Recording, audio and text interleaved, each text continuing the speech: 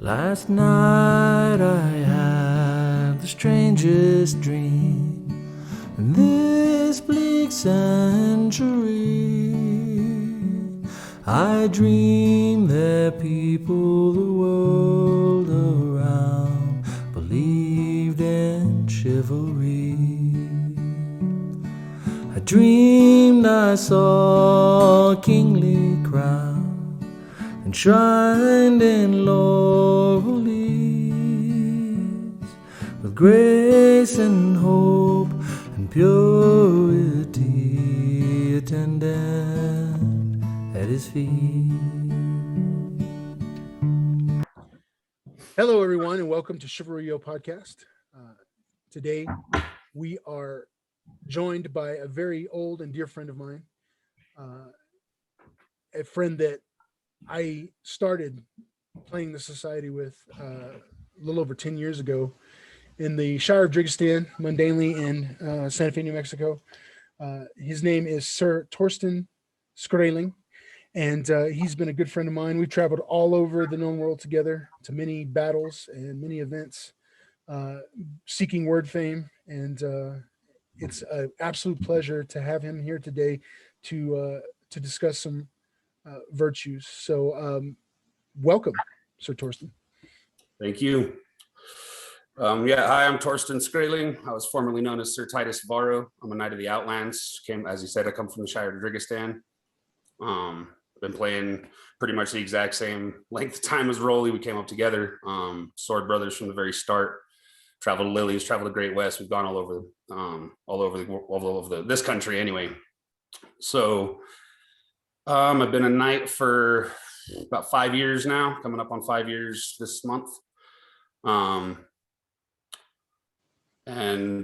yeah, it's been a wild journey. Absolutely. We were kind of talking before we get started here.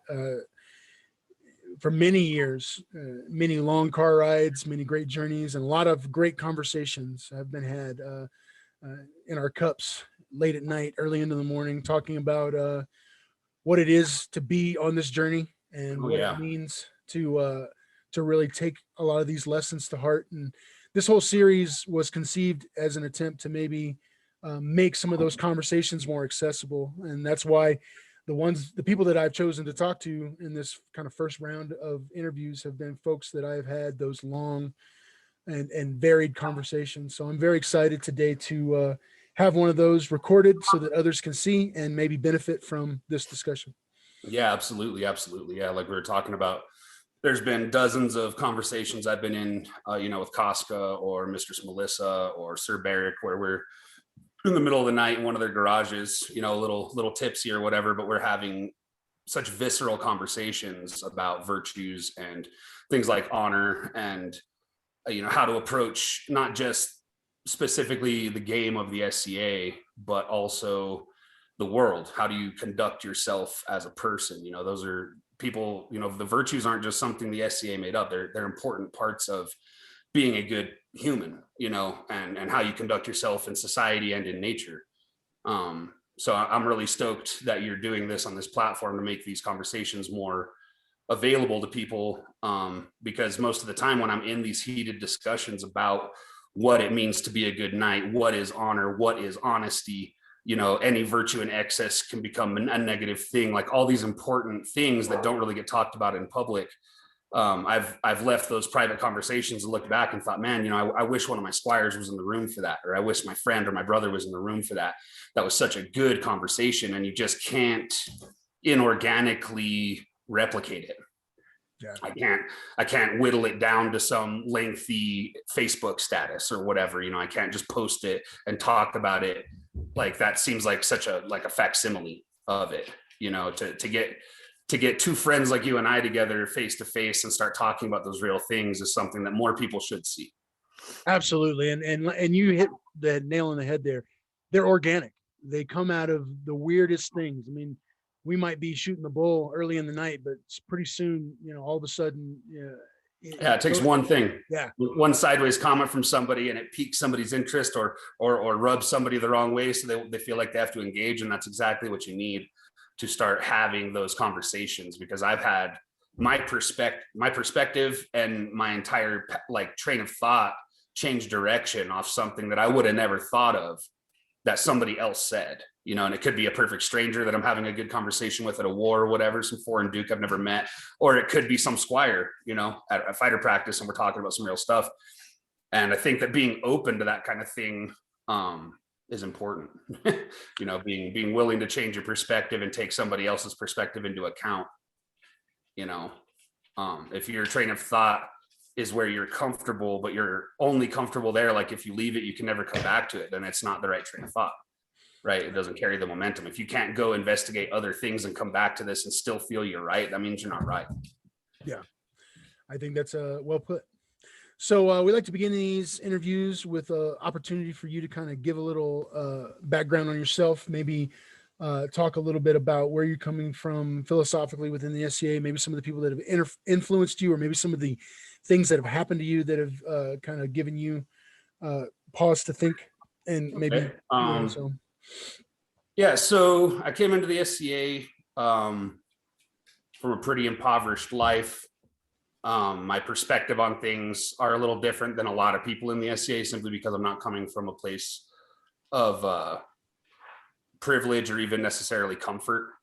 So how I approached things kind of made me unique, like you saw early on. Like me and you had the exact same journey, but we came at it from two completely different angles, simply because of where we came from before. So when I looked at stuff like virtues, you know, I grew up in rural, shitty New Mexico, going into places like Bernalillo and Albuquerque, and only going to the impoverished places and only seeing the negative in people. So I had kind of a broader breadth of data when it came to shitty people. Sure.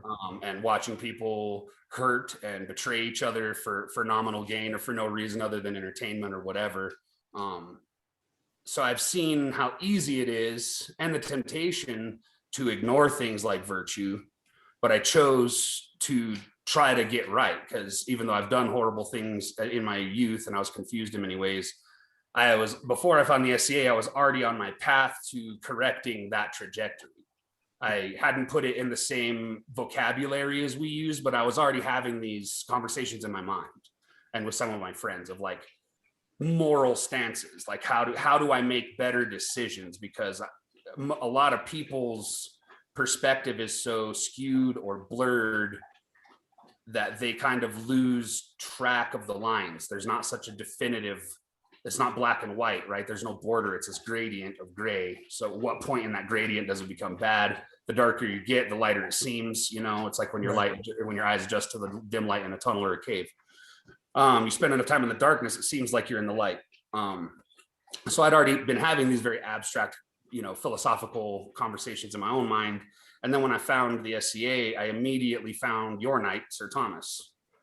And he was absolutely a gigantic influence on me on how to be a man. I saw in him a great gentleness and welcoming energy and pleasant demeanor. Everything to how he, even though he's a massive man, everything to how he moved and stood was non-threatening. But I've also seen him confronted with adversity and stand his ground with great conviction. Yeah. You know, he has the discipline when, like, if you try to mess with his family or his friends or whatever, or his students or anything, like if he feels strongly about something, he is 100% sure and he will stand the line, you know. And that was really cool for me to see, because where I come from, it's all about like, how many dudes have you knocked out? How puffed up can you get? Is your anger so scary people bow down to you? It's all very animalistic and simple. But when you get into the primitive animalistic side of yourself, that is taking you away from virtue in a lot of ways, because that is kind of a defining difference. Is animals don't think of virtues. That's a human concept. Doesn't make it not real, but it's a human concept. Right. So I liked his approach much more. He's liked and respected on the field. He's feared and respected. Nobody second guesses him on almost anything, because they know he's put the thought into it. They know he has no subtext behind what he's saying. You know, he has no agenda. Right. You know, he is really standing for what he says he's standing for, simply because he believes it's right. And that was just so cool to me. Yeah. I was like, man, okay, so you can just be like that and not worry about any of this other stupid stuff that I already had cluttering my mind. And so he definitely, and he's so intelligent too, and you can have great conversations with him. And over the years, as we went to his school to practice for how many years, you know what I mean? And Right. run fighter practices and outlandishes and shire meetings and all this stuff, going to his house and hanging out and really getting to talk to him. Like he's really one of the ones that formed the vocabulary out of what I was going through in my head. He showed me, okay, no, that's a virtue. That's what you're thinking about right there. That's prudence. That's probity. That's, you know what I mean? And I was like, oh, okay. And that's what kind of piqued my interest to dig into the virtues, you know, and I've looked really deep into them, and all, you know, I've studied probably 32 virtues, you know, just in depth, like, okay, this seems like this is the same virtue that this culture used, but they're slightly different. And a lot of people will say, well, they're close enough that I just throw one out the window. Courtesy is not a virtue, hospitality is a virtue, or vice versa, or whatever. Right. You know, they either have charity or they have largesse, because they see no difference. They think it's a language barrier, but it's really two very similar things that you need both of. Your right foot and your left foot are pretty similar, right? But you need them both to walk. It's true. And subtlety does not necessarily mean that one should be glossed over in favor of the other. Subtlety is a good thing. Yep, absolutely. Nuance is a huge part of humanity. Yeah. If you can't get the nuance, then you're either trying to prove something with like rules lawyering, and you want to act like nuance doesn't exist, like there's no contextual relevance. Right. But that's a lie. Everything has nuance. Everything has, you know, there's always something to be learned from everything on a deeper level. And there's always, it's not always just bare bones facts, you know. I would agree. That would be the truth if we were like computers, you know, if we didn't have emotions. Right. If there was no emotional content, if there was right, then we could all just deal. 1 + 1 is 2, no doubt. But when I'm angry, it might not seem that simple. Or when I'm sad, it might not seem that simple. Like, we being emotional beings inherently injects nuance into every single thing we do or say. And I think that having that vocabulary, that strong language background, allows us to more accurately express what we're feeling. And when somebody can hear you for what you're actually saying, and they're not having to guess at what your intent is, that leads to better communication, and it leads to better understanding. Absolutely. Which we could all do with more of. Absolutely. Yeah. So anything else on that front? No, not really. All right, great. Well, today we're going to jump into a virtue that I think you exemplify in many ways, and taught me a lot about coming up as we grew in the society together, and that's fidelity. And I think we are going to today jump into how some other virtues can be related or confused or conflated with fidelity. But let's just begin with your thoughts on, you know, what exactly, when we say fidelity within the society, what are we talking about? When I think of fidelity, I think that is the virtue that doesn't really get talked about very much, but is actually talked about all the time.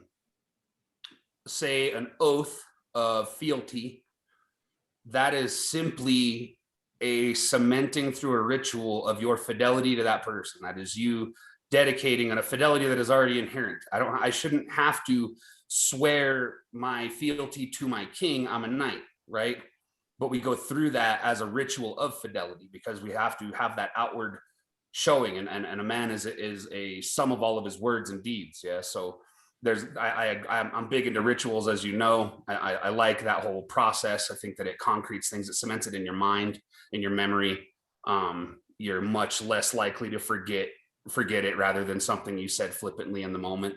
But fidelity ties into, you know, how down are you for me? Like, do I have fidelity to you? That is a measurement of my dedication to you and your preservation and well-being, right? I will back your play. I will shed my blood for you if I need to. I will protect you if I can. Fidelity is huge. It's not just matrimonial. You hear it a lot with husband and wife and having that fidelity, but that's kind of its own flavor of it, right? We have another flavor of fidelity to our king or our kingdom, to our friends, to our households, to our local groups. There's the varying levels of fidelity that all call for different things. And I think that it is one of the most intrinsic virtues to have. I think if you lack fidelity, it's almost as bad as lacking honor or prowess. It's one of the top things that you absolutely need to have in order for me to look at you as a peer or as a good man in general, good person in general. For sure. I think you said some things that are good there. The ritual part of what we do as knights to cement our fidelity to crown and kingdom is absolutely important, and I not just for us, the ones giving that oath. That oath means a lot in the moment to me. I know it does to you. I think any serious member of chivalry would say that it's meaningful. But I think that it's important that the populace see that at that level, when you're a peer, particularly when you're a knight or a member of the chivalry, you are dedicating yourself to some standards of behavior. You're saying, this is what I'm going to do. Yeah. And I expect you to hold me to it. And whether the populace realizes it or not, they should hold members of the chivalry to their oaths of fealty and fidelity that it implies. And I think sometimes because of the modern constructs that we live in, the social standards that we go by, sometimes our tendency is to just kind of write that off as being, well, that guy, that particular person is a problem. Yeah, but I think that's just like that's a residue left over from what used to be a very strong good old boys network. I think a lot of people in the past weren't held accountable because it wasn't socially acceptable to hold them accountable because they were men in power. And my personal views on all that. I punch up always. Yes. You'll never catch me any day of the week punching down. If I see somebody taking advantage of somebody else simply because of their position in life, I immediately see red. I hate that. I hate all that. Like I said, I grew up broke as hell, man. I've always been the broke kid at school. I've inherently in my bones, I hate that shit. But I've also never pulled my punches about that either. I mean, you saw I got into not altercations, but heated engagements with members of the chivalry before I was a member of the chivalry. Yeah, when I saw things going wrong, I never hid who I was or my views or whatever. I think that's bullshit. I think they should have been getting called out the whole time by everybody. It should have been normalized earlier, but we can't change the past. All we can do now is make sure it's more normalized now. We all need to be held accountable. If you see me acting a fool, take me aside and put me in check and tell me like, hey dude, you might be a little too drunk. You might be a little too angry. You might be a little too close to this issue or invested, or maybe you're on the opposite side of a menial issue with somebody that you have a deeper grudge with, which we see a lot in the SCA, is like, I might not have to feel strongly about what we're talking about, but because it's you saying that shit, I'm going to stand against it. Right. Because I already have beef with you, and everybody is so egocentric in the SCA. We're all this whole thing, right? We're especially once you get higher up with awards and ranks and so on and so forth, like how many circles are you in? How many times have you reigned? This and that, like all of that subconsciously, whether we want to own up to it or not, build something in the back of your head. Your thought process now that you're Baron is different than it was before. And we went through that before and after we got knighted. It does shift things about your perceptions. That doesn't necessarily have to be a bad thing. No, not really. You have to stay on top of it and hold yourself accountable and listen to your friends when they're telling you you're fucking up. Yeah. That way you don't stray too far in the wrong direction, and you can keep moving up and sharpening your blade and going further and becoming more efficient and better at your new position. Yeah. And I think that's a huge component of fidelity amongst particularly comrades. Absolutely. Certainly it can manifest between a knight and his sovereign, or a representative like a baron or a baroness. Yep. But the fact that I have someone like you in my close inner circle is exactly that. I want that guy that's going to say, hey man, what you just did kind of looks like this. You know, Yep. what I want you to consider what just happened, and maybe you need to Right. go make an apology. Well, your ability to hear me when I say those things and not take it as a personal attack or a slight or whatever, you don't put yourself between a bullet and a target. You don't victimize yourself inherently in your own mental scenario. When I say, hey bro, this is how that looked, you don't think that there's some subtext like we were talking earlier, like I have some agenda to make you feel like a dirtbag. Right. You know, I'm just honestly giving you advice, and your ability to take that advice and not read anything into it that's not there is what grants you more fidelity from me. That's you earning that from me as a brother, as a friend. Just like all my close friends, you know, I have that. I try to be open. If anybody calls me on something, even if I'm defensive in the very beginning, I'll try to catch myself, apologize, and be open to that. Like I said, being open to changing your perspective and understanding more about yourself is inherent to being a good peer above almost anything else. You have to hold yourself accountable. Otherwise, how do you know what to give fidelity to, right? Because too much fidelity, like I was talking about earlier, to any virtue in excess can turn dark.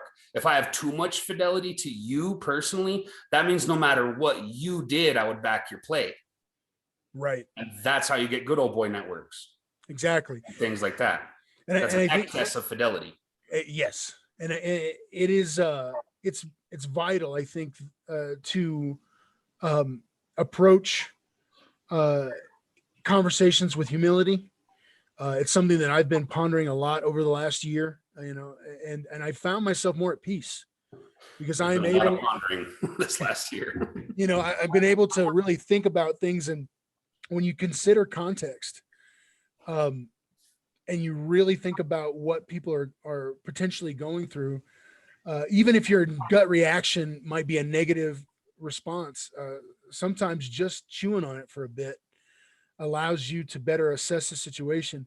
And I think when people build those networks of fidelity between themselves and other people, what they're really looking for is the people that they can trust to deal with them in a reasonable way, something on the level, if you will, you know, always dealing with each other truthfully, dealing with each other respectfully.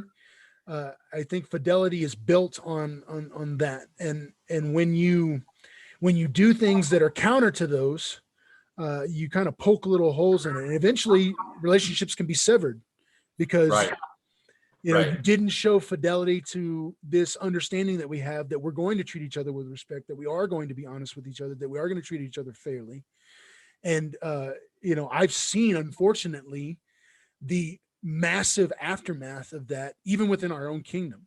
And I'm not going to get into specifics necessarily, but we've had big blowups, big social blowups where one person or maybe a small group of people impacted dozens because of this falling out, because one acted in a way that was not consistent with the fidelity that had been established prior to. Yep. Absolutely. But I mean, yeah, absolutely. We've both seen that plenty of times. There's huge fallout because then also, like I was talking about earlier, even if that guy's acting with a lack of fidelity, there's going to be some people that are still loyal to him because of the fidelity he's earned from others, right? That's why it's such a complex virtue, is it directly deals with the nature of our connection with other people. Exactly. And a connection between a human and another human is chaotic by nature, right? Because it's all subject to that nuance we were talking about. It's all my emotions, how I'm processing things, how you're processing things, how we each perceive each other, you know. So fidelity is complex. It's much more complex than, you know, the simpler virtues of mercy, strength. You know, those are all pretty straightforward. Yes. Courage. They're not easy, but they're simple, right? Simple doesn't mean easy. The easiest ones very often are the hard ones. Yes, sure. Like courage, when you're in a fight or flight situation, it takes courage to choose fight in a microsecond. That is so hard to make a virtuous decision in a microsecond. There's no philosophy anymore. Right. You're reacting. Yeah. Right. So even though that is one of the simpler virtues, it is one of the more difficult ones. There's no such thing as a easy virtue. Also, is a pretty universal truth. Some things may come easier to you than others, or they come to other people, but nothing's easy in general. but some of them are difficult in their simplicity. Fidelity is difficult in its complexity. Choosing where to place your fidelity and the metric that you use on earning and losing that dedication is a difficult thing to teach yourself. Well, and furthermore, what makes it more difficult is that it's not completely reliant on your actions. The thing is we build these interconnected networks, and in the Outlands, population wise, we cover a big landmass, but population wise, we're relatively small compared to kingdoms like maybe the Mid Realm or the East. Oh in yeah, terms of numbers. So numbers were really small. We're one of the smallest, I'd wager. Yeah, and when you have a kingdom like that that's small and everybody knows everybody, somebody has a big blow up with someone else, and then all of a sudden it's, who are you going to remain in fidelity to? Are you going to let this behavior stand? Well, he wronged me. Don't you understand that you shouldn't maintain that relationship any longer?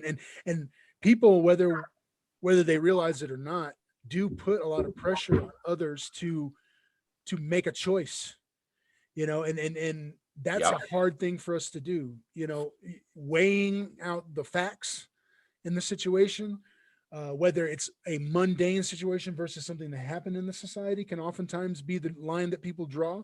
But as you know as well as I do, that it's that gradation that we talked about earlier. It's not black or white. There's a ton of gray in there, and being able to navigate that it can be daunting at times. So I agree with you. The complexity of the virtue is inherently difficult. In my mind, the ability to become objective at the drop of a hat is a pure like quality to me. If I call on you for judgment, I can't automatically assume you will respond with righteous wrath. Right. If that's your response every time, then you're nothing other than a tool. You're a hammer, I'm swinging at a nail. You're a wrench, I'm putting on a lug nut. You're just doing the same thing you do every damn time. Right. And that is unpeer-like to me, to be the exact same approach to every single thing and just blindly trusting your predilections to be correct about a situation or a person based on whatever stupid little snap judgment factors you calculated in that split second to be like, yep, I'm going to do the same old thing again. I think that's whack. I think that is unpeer-like. You need to be able to come at something like a Vulcan. You need to be able to put all that bias aside. You need to be able to look at the facts, look at it objectively. If you're dealing with a complaint between two people, even if you have totally honest reasons to dislike the wronged party, can you still view them as a wronged party? Right. And you still admit that even though I don't like this dude, he totally got screwed over right here and he is right. Can you say that? Will you stand up and say that in public, even though you hate the dude? Right. That's a pure like quality. Yeah, and that in itself is fidelity to a standard. Absolutely. And it's interesting. It's interesting that you bring that up. I had the great, I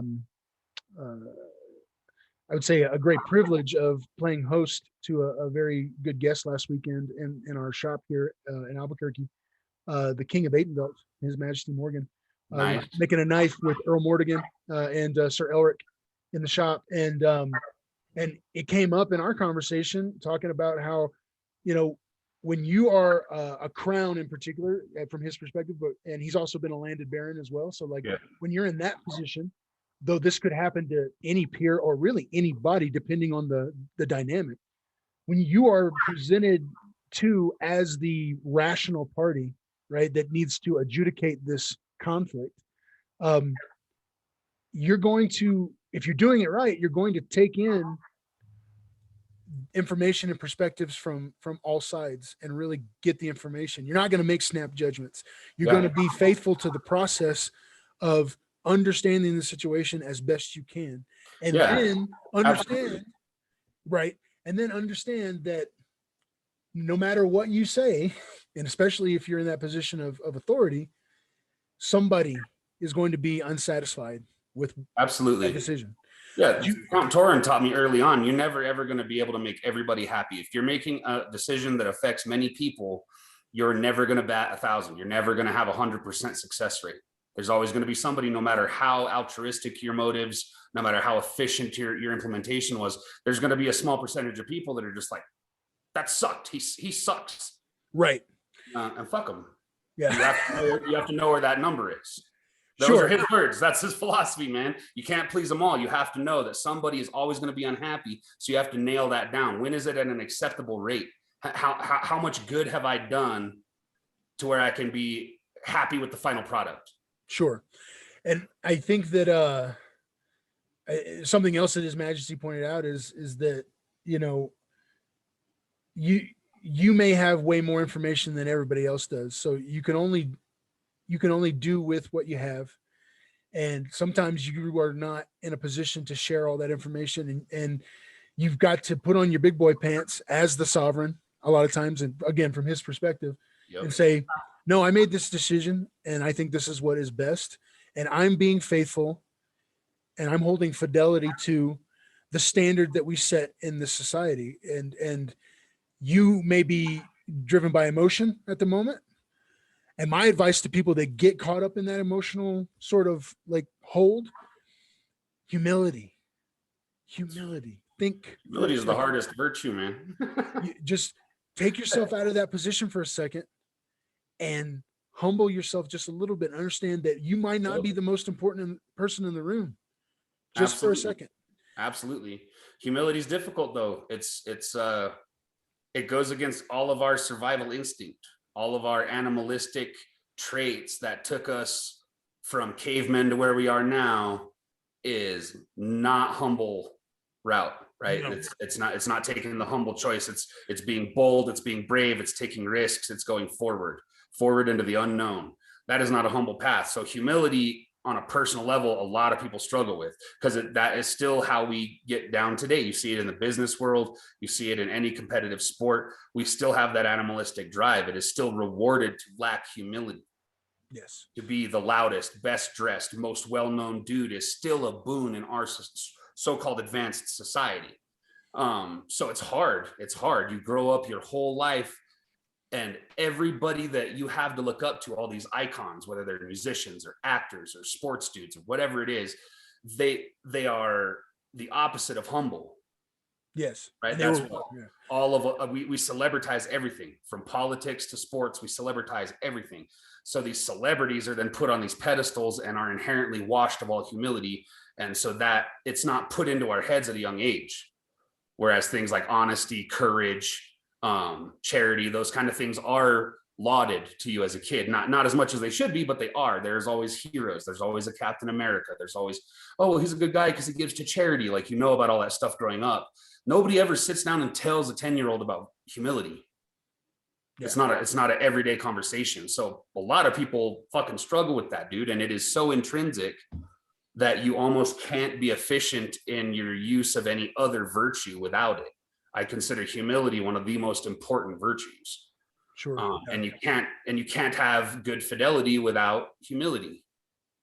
Because like you said, you have to have the humility to put yourself in an objective perspective outside of the equation as an observer of the equation and see what it is. That takes humility to do.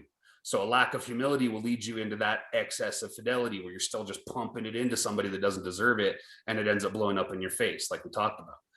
Yes, I would agree. The other part of that is that if you lack that humility, I don't think that you can really process the give and take that's required for good fidelity. If everybody's always pumping you up and really, and you're not able to separate yourself in certain situations, there's a tendency to assume that your first reaction to everything's the right one. And that is almost universally wrong. Right. And I think honoring the fidelity that you have between yourself and other people requires you to give them a little bit more consideration than that, yeah, in some ways, much more consideration than that. So, well, when you have like the right amount of fidelity, that's okay, right? That's what we call like a character witness, right? Character witnesses almost always have some varying degree of fidelity to the person. So it's obviously not inherently flawed, to ask somebody who really knows them, what are they like? Right. because it's not, it is biased, but it's biased for a reason. I trust you for a reason. If you come up and tell me something that happened, and then the other party comes up and tells me a different version of what happened, but I know this man to be a consistent liar, that's not me giving you too much fidelity. That's me being objective, looking at the data. You don't lie to me. This dude's lied to me, right? Knowing that much about you guys is enough to be a good judge of the situation. And that's not where you end your investigation, right? If you don't do your due diligence, you're abusing your power. Right. To have the ability to make a snap judgment off that, nah, that guy's a liar, fuck him, Roland's right. No, you should go ask another person who was there. Ask another person who was there, and make sure, vet that stuff. And if you're having to make a judgment call, like what Cave Troll was talking about, when you're in a position of power and you're actually meting out justice and there's repercussions for people based on your judgment, if you're not doing your due diligence, then you don't deserve the position you're in. You're abusing your power. You're not being a grown-up about it. You're being a little whiny kid about it. Well, you jump into that something else that's very primal in us, which is us versus them. It's very easy to slip into that. And we've both witnessed that. And I think that like you say, it's more difficult to ask the objective questions and say, well, did this or did this not occur? Like, right. Did it happen the way that you just, said it went down, and being able to give somebody the benefit of the doubt, I think plays into fidelity quite a bit. But I think somebody gave me some wise words. His name was Sir Tigger. He said, trust but verify. Yes. Yes. There's nothing wrong with especially when you're like you just said, when you're the guy that's been entrusted. And I can say pretty broadly that we as members of the chivalry are oftentimes entrusted with the well-being of everyone else. It is an oath that we take upon ourselves very specifically. Yeah. And peers in general do take on such oaths, but I think it's very much expected of the chivalry to be protective. Well, yeah, we're some weird version of like the cops. We're the martial arm of the ruler, mm-hmm. right? We are the army. We're the officers in the army. Thematically, that's what the chivalry was, right? We're equal with other peers, but we're more militant by nature.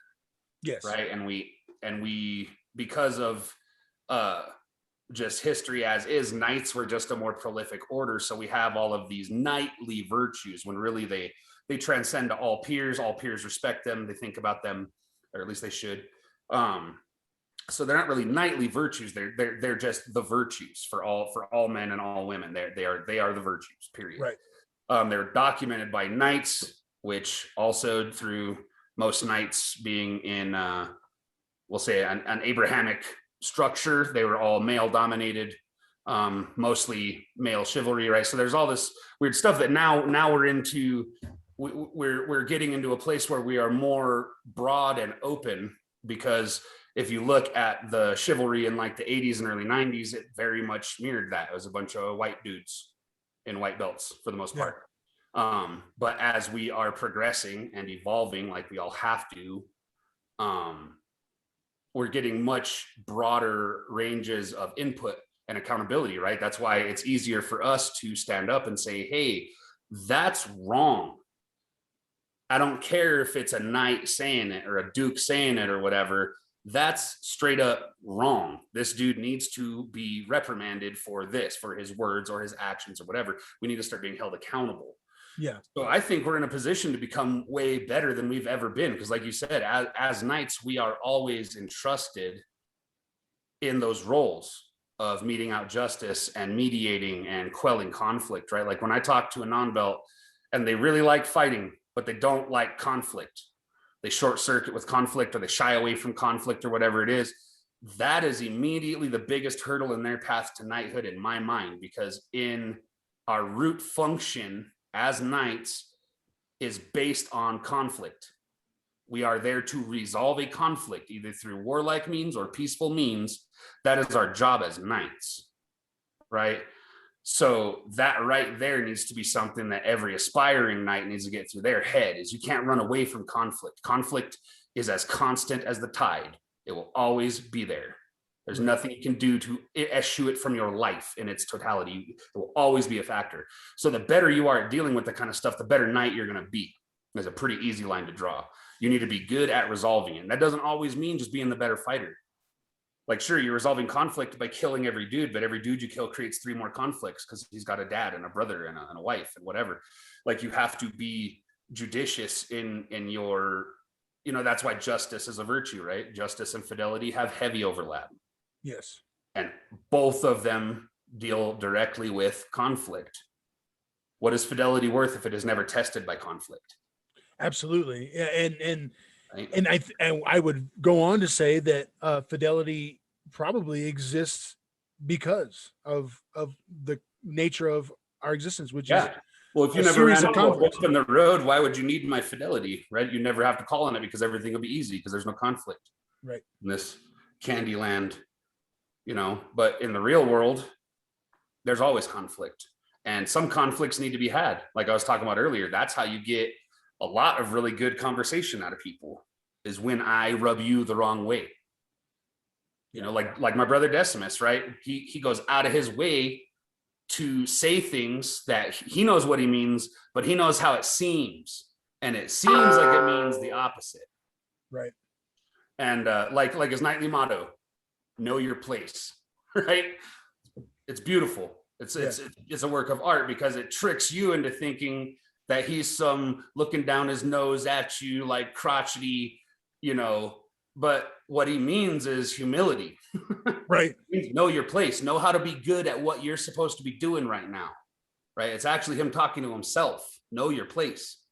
Right. And you wouldn't necessarily know that unless you'd had a decent conversation with him. So that's why he does it. That's why he tells people. So then they get riled up. What does that mean? And they puff up, and then he gets this really cool, organic conversation about things like humility. It was such a great bait and switch. I was like, man, that's masterful, dude. Right. I've seen him have a bunch of conversations online and in person about humility and like what it means to not aggrandize yourself, to actually have the humility to know your place in the way that things work, and what cog are you in this giant machine. Doesn't mean that it is what you've always been, doesn't mean that you're stuck being this one cog forever, but right now, today, in this moment, you need to know your place. And it's such a great conversation starter because for some people, you need to agitate them to get that visceral response, to get their real opinion, and to get them invested in the conversation. You need to piss them off, because if it's all smiles and handshakes, then nobody's really open. You have to crack that crust on them. Yeah, and pushing those limitations leads us to, I think, discovering our true selves through conversation. I think that if, like you said, if everything smiles and handshakes, that is a veneer, and it's a necessary veneer in many circumstances, especially when you don't know someone very well. You want to put forth the best, sort of face. But if we're really going to get down to a true discussion on something that's very serious, you need to take your gloves off, man. Right? Barriers got to be removed. Jacket off, sit down. We're gonna have a conversation, right? And we're both gonna be uncomfortable at different parts in this conversation. That's the only way that you're making any real progress. Yeah. You need to be able to put yourself into a position where you are uncomfortable and you are making them uncomfortable about, okay, you're actually shaking what I considered to be just a universal truth inside my belief system. You are giving me evidence to the contrary. You know what I mean? That's how you make real progress. It's like, okay, man, I guess I just never really thought about it like that. And I've just been acting wrong this whole time out of no fault of my own, other than my own ignorance of not accepting those views or seeing it plainly or looking for a different way to look at certain things. Yeah. So what might we say, in the interest of fully understanding fidelity, what might be our antithesis or our opposite? If you do not have fidelity, what are you said to have? I would say like treacherousness, unpredictable betrayal. Yeah. Okay. Yeah. I think that's pretty strong. Fair weather friends, right? The first guys to leave you in a fight. Right. Sure. They'll fake the funk, but fidelity is tested in real moments, and sometimes it's a rude awakening to certain people when you see their lack of it. Yeah, it's almost always in this clutch situation, and they just utterly fail you. And I think in our sort of modern interpretation of the SCA, with the infusion of technology, it's very easy for us to be fooled into thinking that acquaintance equals fidelity. Because we meet a lot of people, we maintain loose connections via the internet. Yeah. And I think that that's always existed in the SCA, because I think that particularly when it comes to people that have been landed nobility or crowns, you get a lot of people that step up and want to help in good faith for the game. They want to help the general game good of proceed. the populace. Yeah. Right. But they're not necessarily to borrow some parlance, they're not ride or die people for that person after the fact. Yeah, right. They're knowing their place. They're trying to do what they can genuinely. Yes. And just because we get along doesn't mean we got to be friends. That's true too. That's totally fine. I can respect a person and get along with them just fine. That's most of my SCA friends are not super close friends of mine, right? Tigger's a great example. I've never really just hung out one-on-one with Tigger. We've been on campaign together. We fought together a whole bunch. We've hung out at night at a couple events, casually, but I wouldn't say that he's a super close friend of mine, but I consider him, like you said, it's like a really, really close acquaintance. Yeah. He's my best acquaintance type of guy. Where I'm friendly with all these guys, but it's not like we hang out, we don't shoot the shit in each other's garages. We don't hang out and know each other's families or whatever. But I think that's one of the better things about the SCA is you can have those friendly relations with people that aren't super intrinsic in your day-to-day life. And you get this peripheral glow of intelligent, loving people. And that's one of the things that hooked me and kept me in the SCA, was that all the peripheral people when I was growing up sucked. They're all scary or not trustworthy.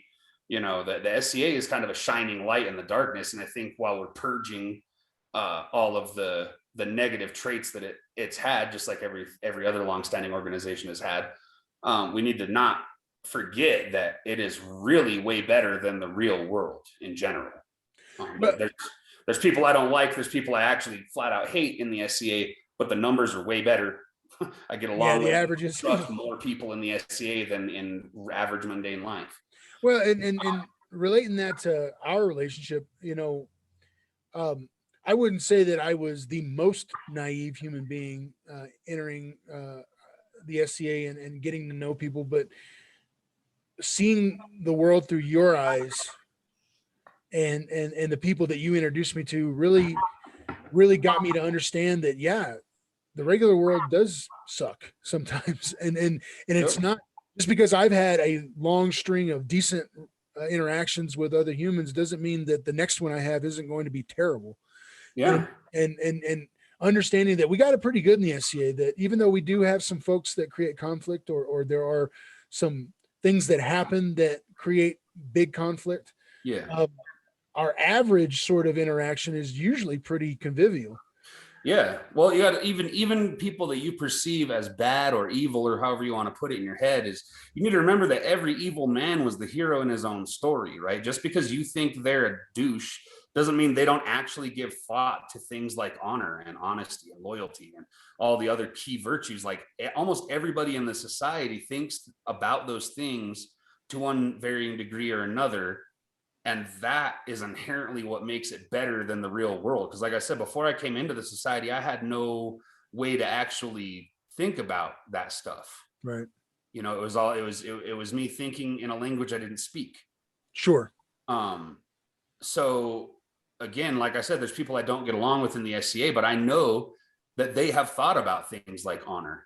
And honor is in the mundane world. That's something you hear in a weird thing like the SCA or a movie or whatever. It's not honor on my honor. You never hear that in the real world. Nobody actually believes in honor. It's the tooth fairy to these guys. It's a unicorn. It does something cool to put in Game of Thrones. Right. And that's it. Popular fiction. And the story. Let's get back to making money. Right. That's the whole drive. And that's what separates the people that are interested in the SCA and the people that aren't interested in the SCA. Like, sure, some of us come because, you're a little girl that got taught how to seamstress by your grandma, and you've always liked costuming, and you're in the drama club and you love dressing up and you're a history buff. Of course, you're going to be into the SCA. You're not going to really be that into the SCA if you haven't thought about those deep things. That's what draws you to that medieval lifestyle in the first place, is those, you know, those parameters of honor and chivalry and all, you know, all this cool, it's intrinsic, it's woven into the fabric of that in our minds.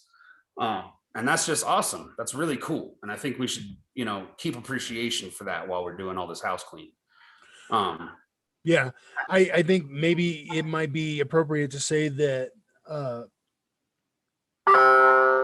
the faithful sort of behavior that is expressed between people, that fidelity that exists within our community, is maybe one of the strongest attractions to keep people in it. I think you're very right. I think that people get attracted because of, yeah, I want to learn how to sword fight, or yes, I love the costume, or yes, I'm a history buff. But I think people stay because the community, in its purest form, you know, even if you don't know everybody very well, there's this sort of expectation that we're all going to treat each other pretty damn well. Yeah. Yeah. You have to be a polite society or people aren't going to come back, right? We're motivated to gain membership. So therefore we're more polite than usual. We almost have to be, right? It's a network. Like there's no guarantee that this dude you're talking to at this Estrella is going to be here next Estrella unless you make it cool, right? We're all here to have a good time in general. It's not just about our good time, it's about everybody's good time. Right. And people can count on that, you know? Well, that's a huge demonstration of fidelity to the game. Yes. Right. I'm nice to people I wouldn't be nice to on the sidewalk in the SCA. Right. So because you should be, you know, they paid to be here. You know, we're all at an event. We all obviously have some things in common. That should be enough. If you don't like the guy, just walk away. You don't have to be a dick. You don't have to be aggressive or whatever. You can just kind of, you know, keep going. And that's cool. And that is kind of what keeps it really chill. I feel like I feel like there's less actual physical conflict at SCA events than there is at any other gigantic festival of any type I've ever been at. And you've been to many. Yeah, it's more polite. It's more, and it's genuinely polite. You're just more likely to run into polite people in this game, and it's beautiful. It's a really cool thing. I would agree 100%. Let's talk about the loyalty aspect of fidelity. We've kind of touched on it a little bit, but well, that's two of those virtues, right? Where I talk about like your 2 feet looking the same but being equally needed, right? Fidelity, by the definition, I believe the definition is the faithfulness to a person or cause that is proven through acts of loyalty, right? So right there in the dictionary definition, you have two other virtues. You have faith and you have courage. Those are both independent, right? None of these three are under the umbrella of the other. There is overlap. They are different but the same, right? And that's good. Yes. Without faith, it's hard to have dedication, right? That's why faith is a virtue, but dedication is not a virtue. Right. There's discipline, there's faith.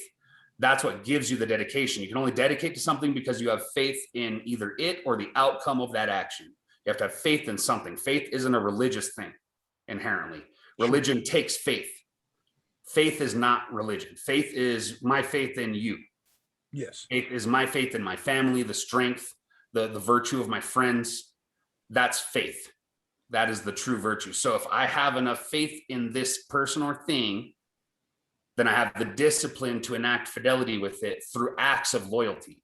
Loyalty in and of itself is its own virtue. It's its own trait. Are you a loyal person?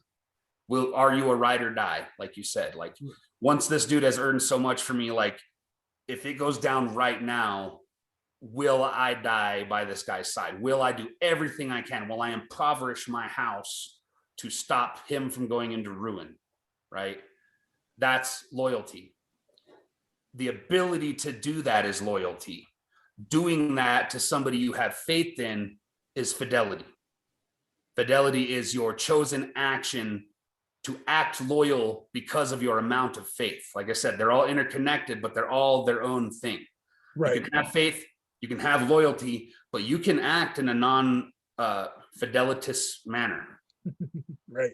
You can have faith in things and you can be loyal to this person, but if you don't have fidelity, you're not actually going to stand up and do the loyal action because of your faith, you're going to stand by and let it go. Even though you had faith and you have the loyalty, you're not going to act on it. You're not going to put yourself out or put yourself in harm's way to help this thing or this movement or this person that you have faith in. Right? That's so are we saying that it's sort of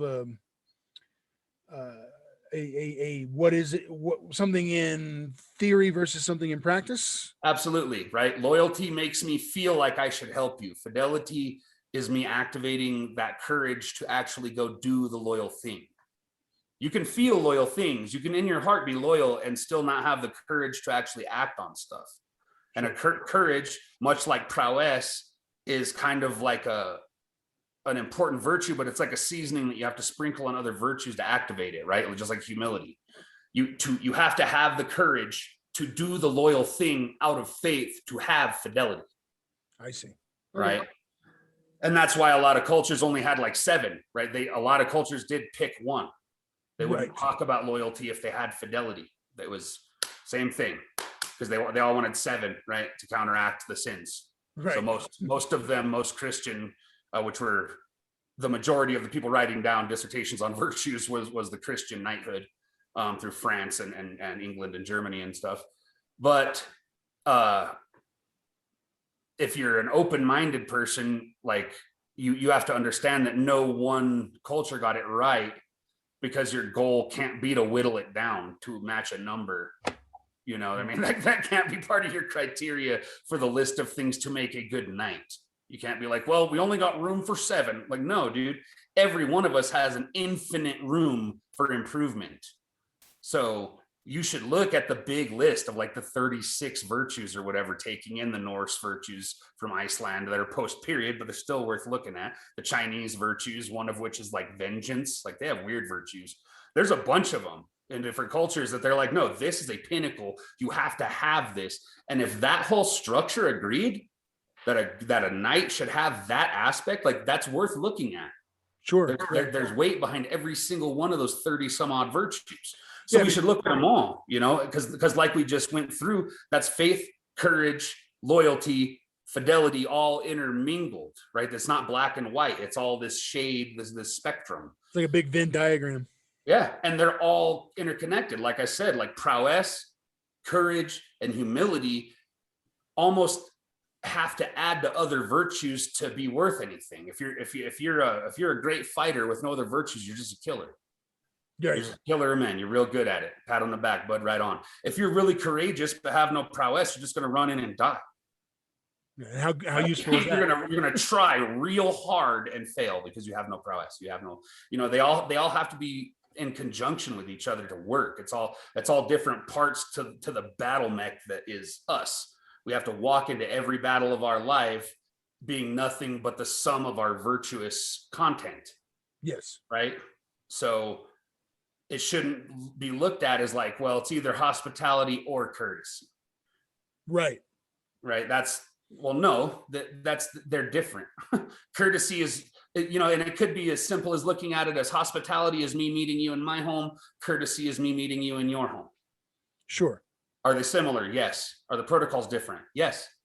My virtue of hospitality would not allow me to change my customs when in Rome, right? If I'm in your house and you're a Muslim and you have different rules and I'm a Christian, hospitality isn't what makes me change right there, because I'm not hosting anything. I'm not providing anything.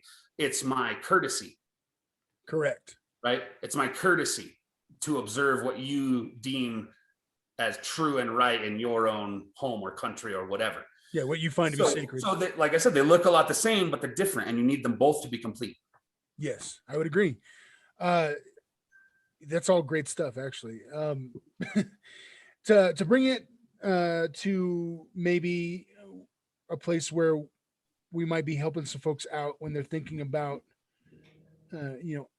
incorporating more fidelity into what they're doing in the society. What can you think of or describe any examples of when having fidelity might be a challenge for somebody on the path? Yeah, man. Trust issues. Trust issues are very common in our mundane world, especially if you're coming from a position of little to no privilege. So it's hard for me to have true fidelity with you if I don't trust you, right? That's the deal. Mm-hmm. You earn my fidelity through honesty. That's my virtuous love languages. Are you straight up with me? Good or bad, will you tell me the truth, the real deal? Will you give me real info? Yeah. How you feel or what happened or what, if it's real, if you're honest, whether it makes me look bad, makes you look bad, I look for honesty. Everybody, isn't the same. Everybody looks for something different or whatever, their own priorities or whatever. But I'll tell you right now that is straight up because of my trust issues. My whole childhood, I was taken advantage of by step parents, by teachers. I was a little fat white kid on an Indian reservation. Everybody my age hated me. Every adult was rude to me. The cops didn't like me. I got the cops called on me for every little thing. I was getting brought home in cuffs at like 7 years old by BIA to my grandma's house and stuff. So I didn't trust anybody. That all the TV shows said the cops were the good guys, but they were never even polite to me as a small child. Right. Teachers were mean to me. The education system where I'm from, as you're well aware of, sucks, right? Sucks. We got asshole security guards. We got mean, overworked, underpaid teachers. Not all teachers. I got a lot of love for a lot of teachers, better than most. But some teachers were just straight up rude and inconsiderate, and totally looking back as an adult, if this teacher, that teacher, looking at those interactions had just been a little nicer, had been a little bit more honest and real with me, and it would have changed a lot of stuff about my childhood.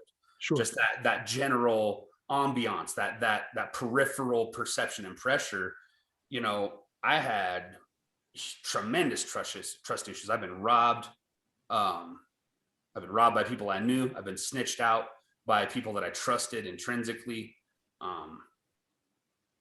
It's just, it's a reality of the day-to-day world we live in, because like we were talking about, the mundane world pretty much sucks in a lot of ways. So a lot of people come into these, we'll say, relationships with people, right, where they're maybe not even just a mentor, but like a friend, or that they met through this avenue.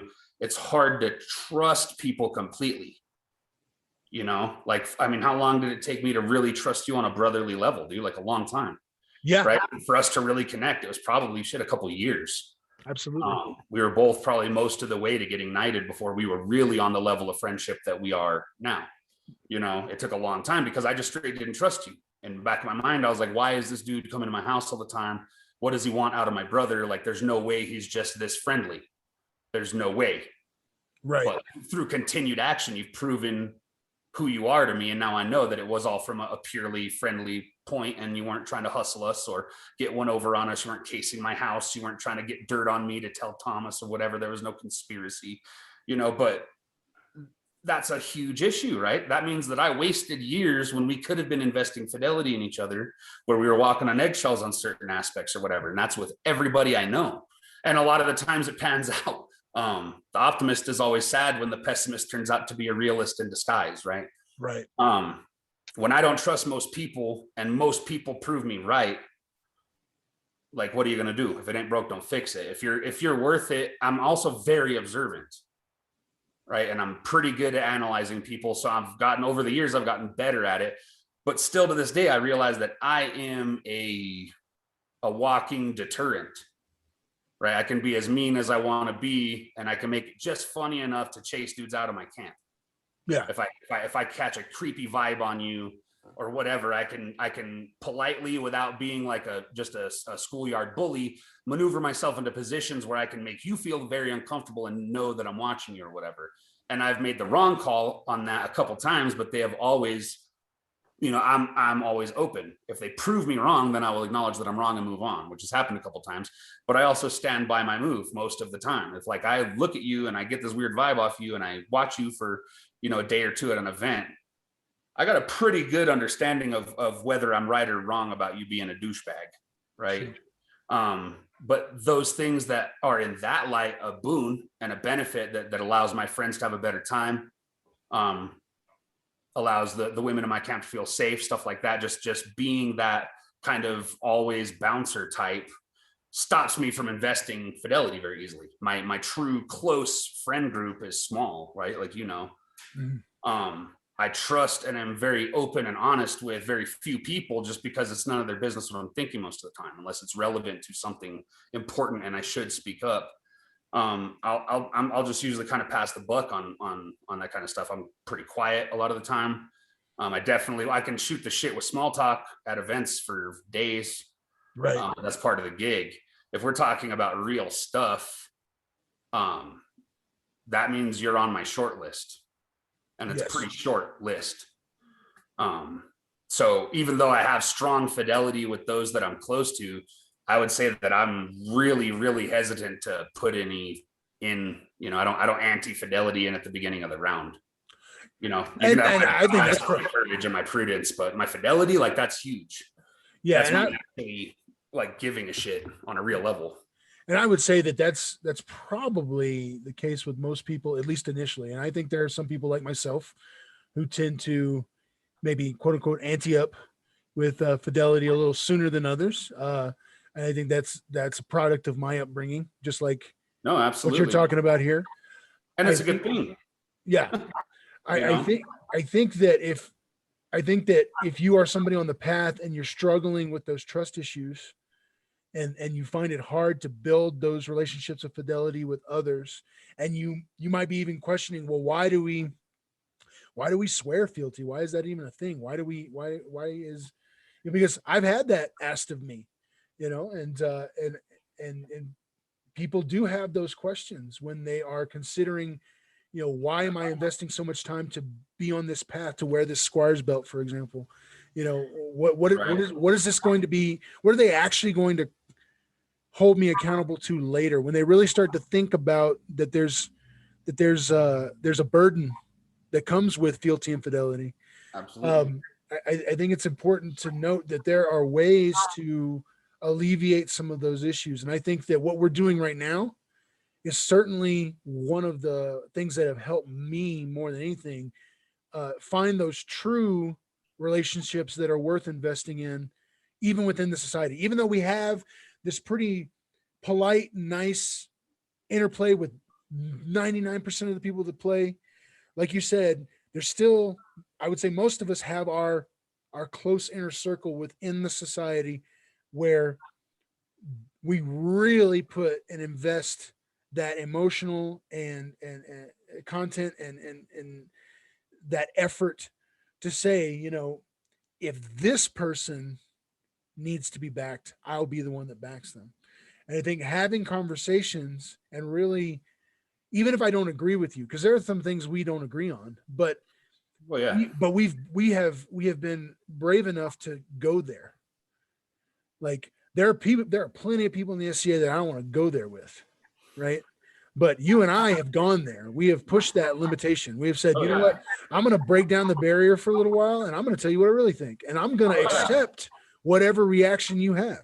Straight up. No, like I said, I've gotten into heated, many of them with you, discussions about morality and virtues, and specific examples of how we think this person acted virtuously or invirtuously or whatever, hypotheticals. Like sometimes it gets really crazy, but that's when you know you're talking to a real one. This guy cares about fidelity or whatever you're talking about. Like this dude is invested right now, and that's what I'm here for. Straight up, is like, cool, let's keep talking about that then, because even though you're invested, you're still talking out of your ass, and you're just mimicking what you've heard. What about this? You know, and I like bringing up like, well, that's not so black and white, dude. You know, like there's variables to everything. And I kind of live for those interactions, because then you're almost yelling at each other about prudence or whatever you're talking about. But those are important conversations, you know, that and it's fun. You know, it's one of my favorite things in the world is to just sit there and really talk about this kind of stuff with people that care and you can trust to open your eyes to shit that you haven't been aware of before. Right. So far, we've talked about fidelity to individuals, which I think is a huge component in this game, because it is a social game. Yep. But I think in the broader context of being a member of the chivalry and be, or rather being on the path to chivalry, is understanding that there's a fidelity owed to ideals, and every kingdom's got their flavor, whether we want to acknowledge it or not. And a lot of times that flavor is maybe defined, for better or for worse, in the oaths that we take. Sometimes it is also more strictly defined, depending on where you're from, in the laws written by your kingdom. But there's a fidelity to that is expected at the highest levels, I think, if you're going to be a peer. And if you're on the path, you need to understand that you don't get to just adhere to the part of it that you think is convenient at the time. Well, yeah, right. Like, and that also that, so when you're dealing with fidelity to ideals, now you're dealing with the part of fidelity that takes a gigantic dash of humility, right? Because you're not just not the most important person in the room. When you're talking about ideals, the room doesn't exist. You're not there, man. That's existing on a plane that you're incapable of existing on. You're talking about something higher and broader than any one person that's ever existed, right? Right. So you have to know that it's like, okay, I've been dreaming about being crowned since I was a kid. I'm a third generation SCA guy. I can't wait to win. I got the stick. I got the balls. I can go in and do it.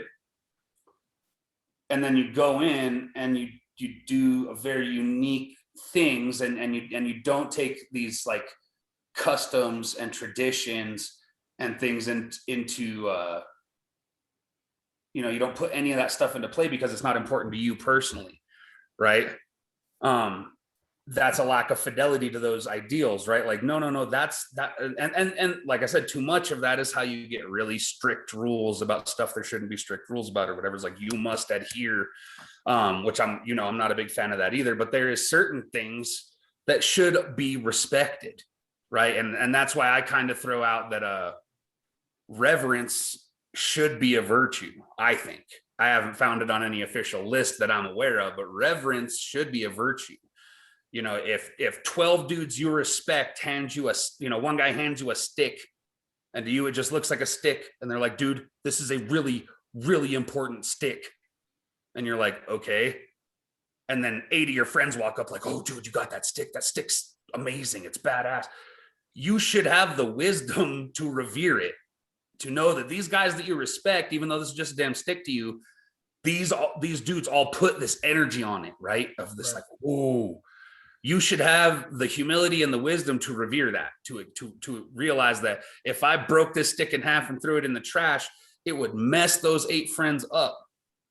Because to you it's a stick, but to them it's obviously something bigger, right? And I think that through the path of reverence is how you show fidelity to things like that. Is like, can you be true to the truly important things? Sure. that are technically unquantifiable, and we don't want to make into laws and stuff, but can you respect it? Can you be loyal to that? Can you show the respect to the people before you and be the example to the people after you that this is important? Yes. It might seem silly to you, but it is important. Well, to and show I think fidelity.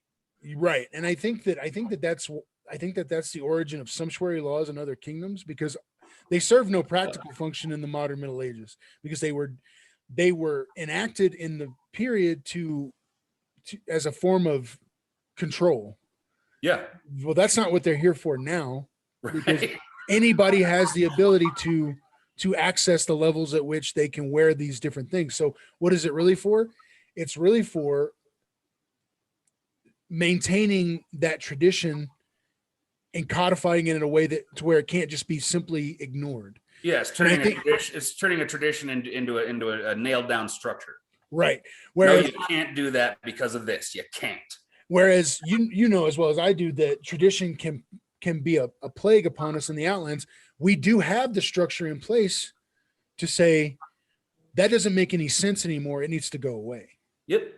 Because we don't have any of those laws. Well, we're a little looser, right? Like we don't even have sumptuary laws, like we're a little looser than any kingdom I've visited. Actually, I have yet to go to a more loose about that kind of stuff kingdom, which I really like. I don't think I would have nearly the fun, and I don't think I would be nearly as successful in any other kingdom, just because of naturally who I am. but that could be because I'm born and raised in the Outlands, and that's a general vibe of like New Mexico and Colorado in general. Yeah. Then that's definitely a factor. But yeah, man, I don't know, because like you said, it's not for control, because we can't control. We're not really the government anymore. That's not a real king. Right. That's a pretend king that won a really hard tournament, and we all treat him like a king. In the real world, it's not a king. So, what are you really controlling? You're just kind of saying what people can or cannot do in their free time in this club that we're all in, and that's kind of silly. So I don't know how it all works, because like you said, where we're from, it doesn't really matter. Like we're way more loose, and you kind of get told like, hey, you shouldn't do that, but if you want to do that, you got to go do this, and this, and then it's no big deal. Like right. It was all kind of a lot of like elbow nudges, like, oh, actually, and it was like friendly advice rather than the law says. Well, I think we appeal to people's better nature, generally speaking. I think a lot of those rules exist because at some point somebody was an asshole about it. Right. And I think here, more often than not, we just, if you tell somebody, hey, here the general tradition is that, you don't wear a circlet unless you have a GOA, they go, oh, okay. And then they just stop doing it, and nobody gets their feelings hurt and nobody gets upset. And not to say, because we both know that people have pushed issues to the point of being that way. But I think that, the more general outcome is what I first described. And I think that we adhere more to the tradition of, we just want you to come out and have a good time. Straight up. That's what it's about right there. And I think fidelity to that ultimately is where we need to keep our mindset. And I think that the flexibility that our kingdom structure allows for really allows us to identify the things that don't make sense anymore. Now, different groups deal with that different ways, and to varying degrees. So, it's not universal, but ultimately, I think that we are very faithful to the notion that you don't tell me, Yeah. Right. And if you're going to try to tell me, you better have a good reason. Yep. But, I would say that that's a very Western vibe anyway, in the mundane world, that's very much New Mexico. If you're from here, I've learned in my time living here that's just how people live here, and part of that's because we're not as highly concentrated. Albuquerque is the biggest city, and it's not even a big city. Right. So right on under a mill. It's so the only big city. Right. So I think that we really hold sacred things that are very important, and we kind of let the rest of it fall into place as people will. And I also think that's why we get a lot of households. I think that's why we're so tribal, is because if you want that flavor's over there with those guys. Go hang out with them. You're going to love it. Yep. But if you want this flavor, well, these guys over here, probably these people. Yeah, we're a lot better about that, right? Like in other kingdoms, I think you saying those statements, somebody would be all offended. Like, now you're typecasting my household, and brr, brr. We don't care. We know. We know exactly who we are, right? We all know our place, like Des says, Right. And that's cool, because I think another thing that is a boon to that, with that tribalism that you were talking about, is that like when I joined the Brotherhood, I had a bunch of these people now guiding me and saying like, hey, don't do that. Hey, do this. Hey, if if I was you, I would do that, and like stuff like that. Yeah. And they said, oh, you want to get noticed? You want people to know who you are on the field? Here's a list of tournaments to fight in. Right. Loke gave you the same list he gave me. These are the tourneys, boys. Go win them. You want people to talk? You want people to invest in you?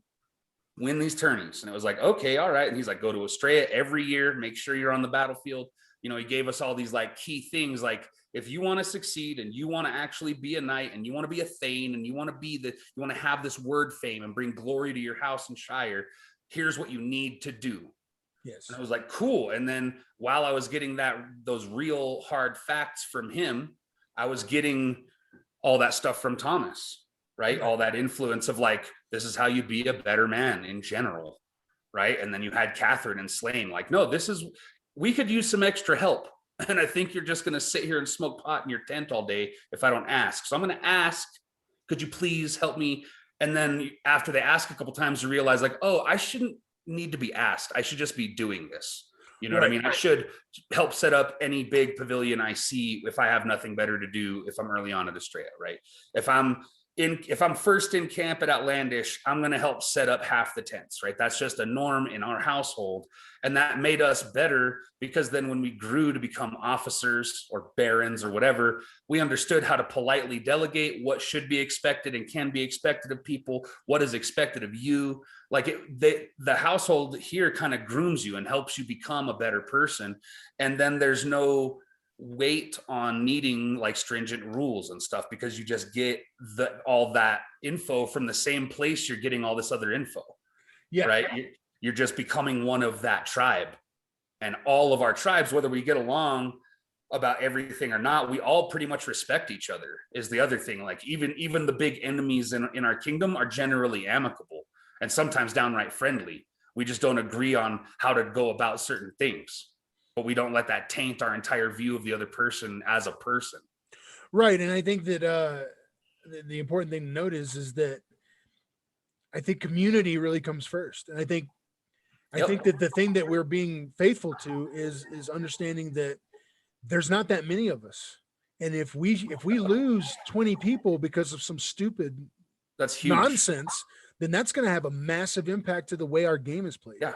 Dude, 20 people is a decent like contingent for war here, right? That's more than some shires field at war total, let alone fighters or anything specific. Like that's more than most shire groups that show up, 20 people. For us, like you said, you know, and that's another thing with the tribalism is I know that to get anything done, my tribe can't carry all the water, right? And the Brotherhood, my tribe can carry a lot of water. We can get a lot of stuff done. None of us think that we could do it alone. Right. We know that we got to reach across the table and shake hands with all these other people, right? Every other household, every barony, we all have to kind of get along, at least to the point where we can work together because like you said, there's just not enough. There's no one group I can say I'm never tapping any of their guys for any task. Right. Simple fact, mathematically, I am eventually going to have to tap those guys for something, right? Everybody is. It's how we work, but that's a benefit. We might not have huge numbers at war, but that lets us exist how we exist, which I enjoy very much. Well, and you and I can certainly bear witness to the phenomenon, which is the outlands of foreign wars. If anybody watching this has never gone to any other war other than Estrella, I'm not saying don't go to Estrella. Go to Estrella. Go to Estrella. But you should definitely consider heading out in any direction with a contingent from the outlands. Absolutely. The bottom line is you will never experience a more connected group of people, even if half of them that are going, you don't even know. You'll get to know them at that war, and all of a sudden it won't matter.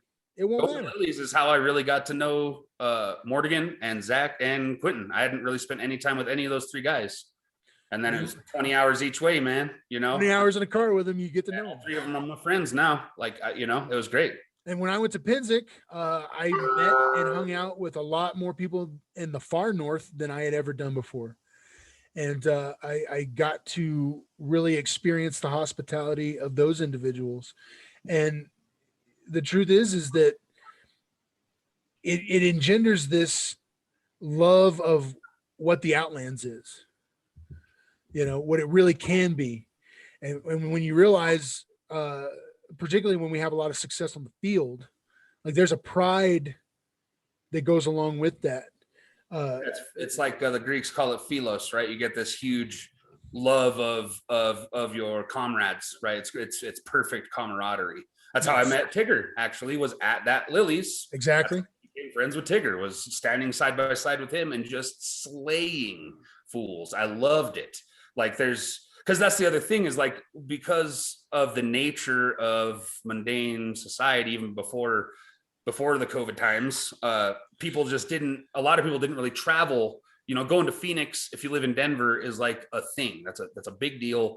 It's not a casual thing. To get into the habit of actually doing that is hard. So inherently people just you just fight the other guys that are in Denver or in Albuquerque, whatever, but you don't realize until you're on the road in Nebraska that actually all those dudes you were just training with. You were the X-Men in the danger room, right? Now you're out and you realize you're on the same team. And that offside that this dude always hits you with, and that flat snap that's too fast for you to block that this guy throws, is on your side now. And you can turn against the enemy, and you can appreciate all the stuff that usually frustrates you about your opponents because they're no longer your opponents. And you're like, oh man, you know, there's no feeling like it.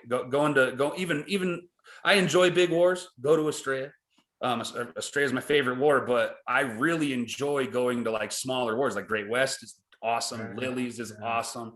Northern Realms is cool. Like it's that level where you can really kind of catch your stride and realize, like at Lilies we had what, like 12 guys, 10 guys or something. Yeah, that year. Yeah.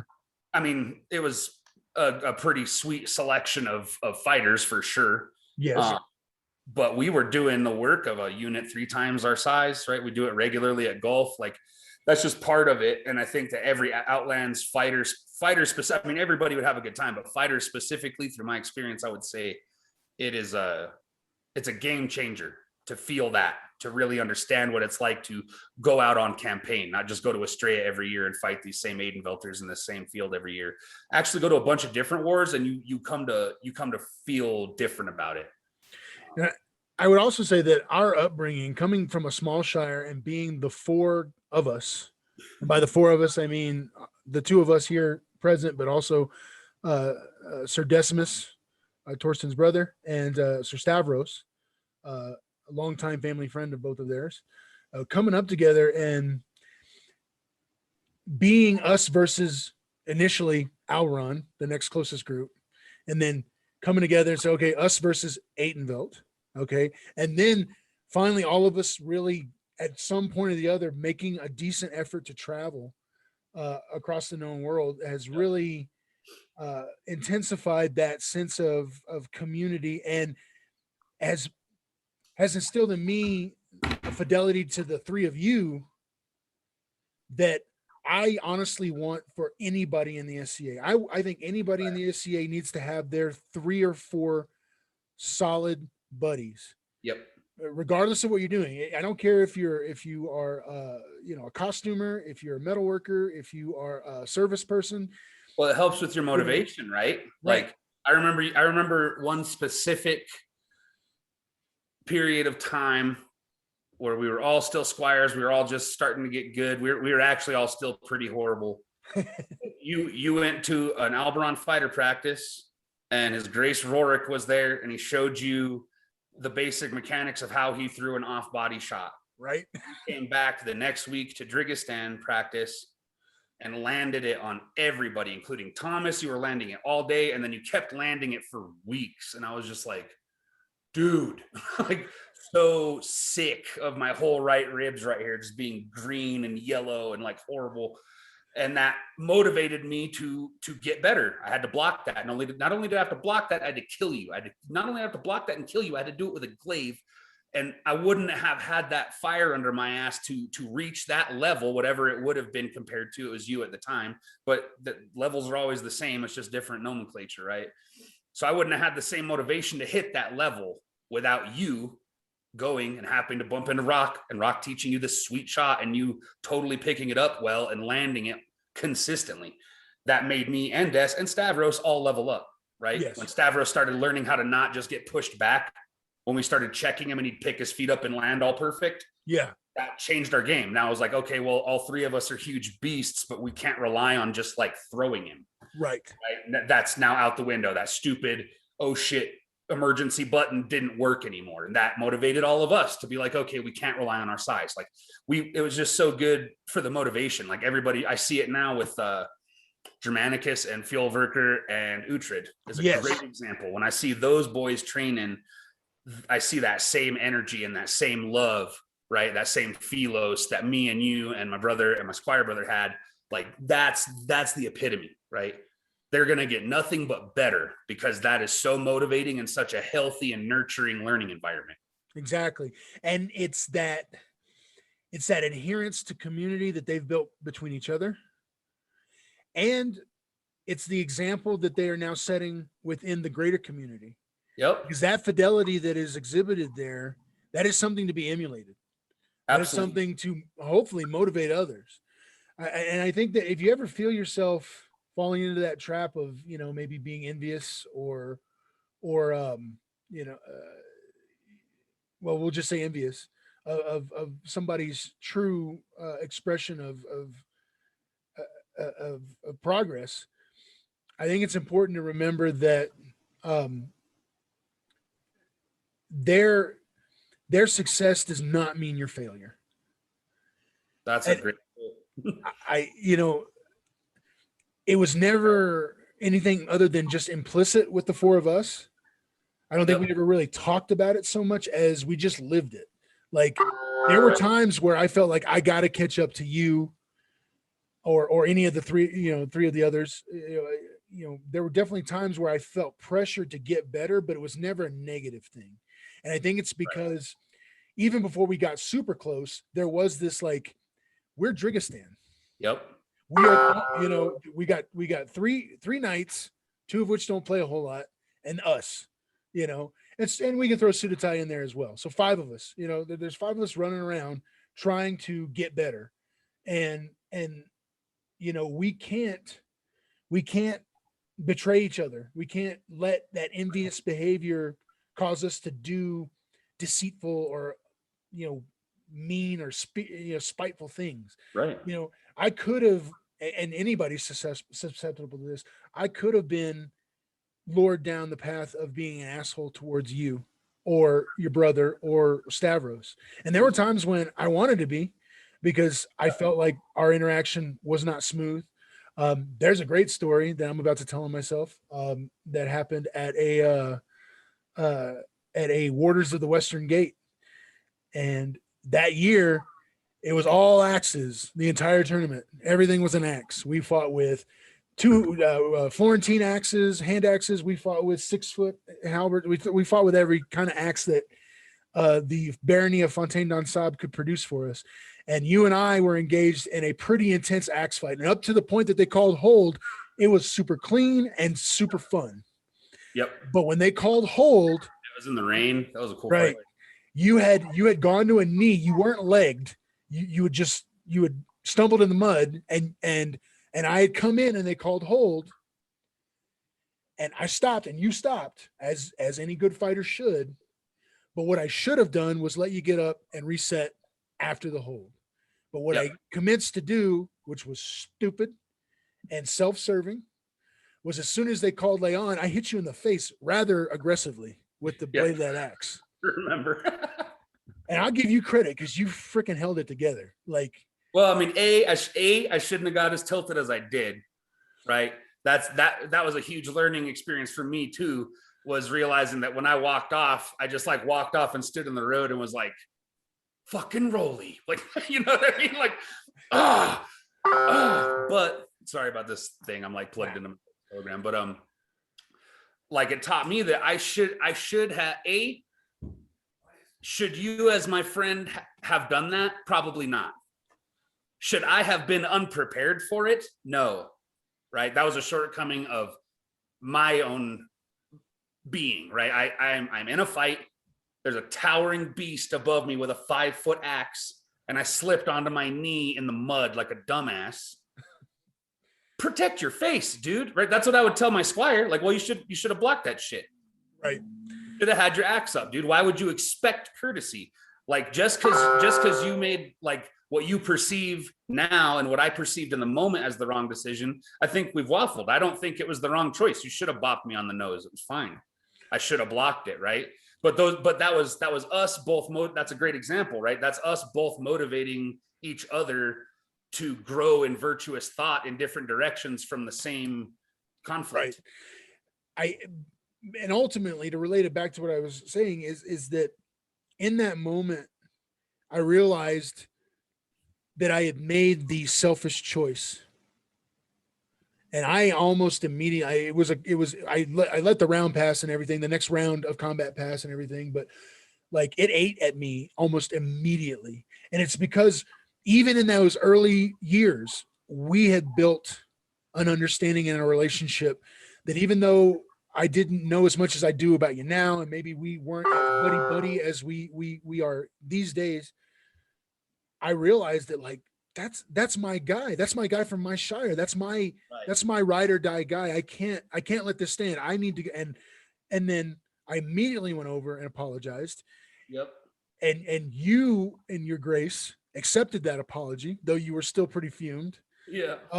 But I think in that moment, like that was an epiphany for me. Like after that, there was no longer, well, it's me and these other guys in the Shire. No, we. Right, it's us. We are the Shire of Dragistan. We're going to go out and kick ass. And I think that, I think those defining moments can happen for anybody on the path to chivalry. And you got to be open to them. And I think that those can solidify your fidelity to others almost in an instant. And for me, I think that that's really what it did. You know, your brother had done some other things for me prior to that made me sort of feel the same way about that. And actually Stavros was probably the last to achieve that full sort of commitment for me to be like, you know, if something happens to this guy, you know, I'm coming for whoever did it. Right. You know, and I think it's because realistically, if you look at the three of you guys, those are Decimus is definitely the easiest to get to know. You're probably in the middle, and the Stavros, because for so many years he was so quiet. Yeah. No, at least for me, I know you guys knew him from way back, but like for me, I mean, he's generally a quiet dude. You know, if there's five of us in a room talking, like he's definitely talking the least. Right. He's always been since he was a kid. But yeah, man, Des is pretty much an open book. Right. Whether you like it or not. Yeah, just get your mom's permission to read it. With Stav, it was less, it was brought on by beginning to have these conversations with him. Yeah. You know, that trips people out when they realize like, oh, like, what did he just say? Right. Because he's definitely, he don't talk a lot. He thinks a lot though. Yes. And again, you may not agree with his stance, but he can articulate it profoundly. Yeah. And he's certainly given me food for thought on many occasions. And he's concise, right? Yes. I'm not as concise as him. So I got to over explain some things, and I'm a pretty tangential talker and thinker in general. But tangents. I can go on tangents. But I think what the core that we're getting at here, and I'm very glad that we've kind of arrived at this, is though we've talked about fidelity on several levels so far, you know, I think that at its core, fidelity is about community building. Oh yeah. You know, fidelity, when you talk about the feeling of community, you're talking about communal fidelity. Yeah. That is that feeling, quote unquote. That is that warmth that you feel for your neighbor, or that you're supposed to feel for your neighbor. That's another thing that's kind of lost in today's society. Mm-hmm. That was very strong, like say in like World War II era, like sure, yeah, unities, man. Like we didn't have all of this other stuff, so we had to rely on each other. Exactly. All the way back to the beginning of time, and that's what technology and this addiction to comfort and immediate gratification and stuff, and like it's kind of severing real connection with people, and therefore it's severing that communal fidelity. Sort of a toxic independence. Oh, absolutely. And I think that the SCA is toxic, FYI, and that's from a very independent person. Most independence is toxic. Yeah, most of that is a response from either expecting fidelity and not receiving it, or from receiving direct abuse in your childhood or your past that makes you realize in your head, I shouldn't need anybody, right? And that's horrible. That's horrible, bro. You're supposed to need people. You're supposed to need your wife or your brother or your father or your kid. Like you're supposed to need that. That's what makes you human. So to get into this headspace where it's like me against the world and all this, it's always glamorized, and you know, through music and movies, like it's the lone wolf, like this whole thing. But those guys are totally traumatized individuals that are they don't function. Yeah, they're efficient and effective at living that way. But for every connection you cut off, you're cutting off an avenue for love and perspective. You're not just cutting off an avenue for betrayal and abuse. Right. So you need to get better at choosing. Right? Yes. You need to get better at choosing when you're like, no, I don't need that dude. Because that's the reality. If you're efficient, guess what? You don't need anybody, right? We all have jobs. Yeah. We all go buy our own food and drive ourselves you don't technically, if you want to lawyer it, need anybody, but you're supposed to need it. Dude, I need you guys. That's why this whole past year has been so hard on everybody. Yeah.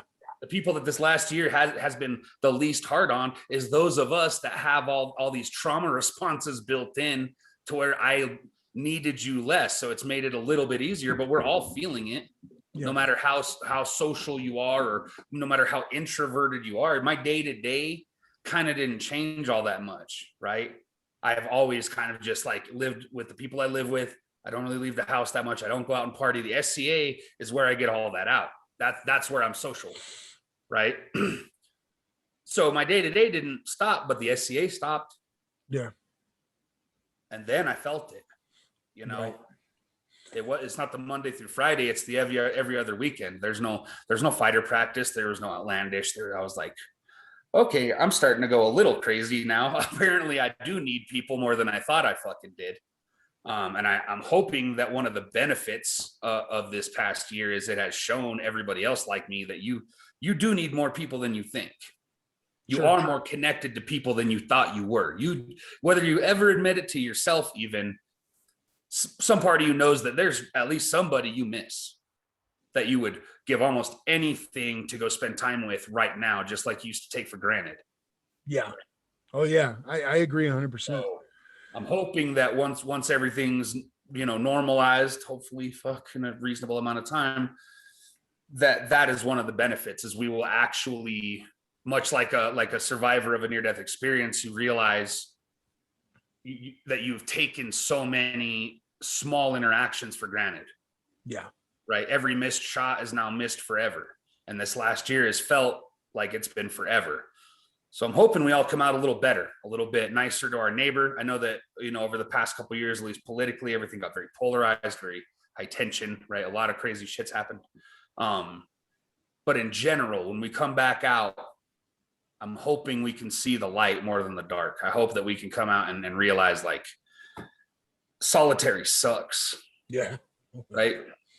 Even in jail, putting you in a little room by yourself is a punishment. Yep.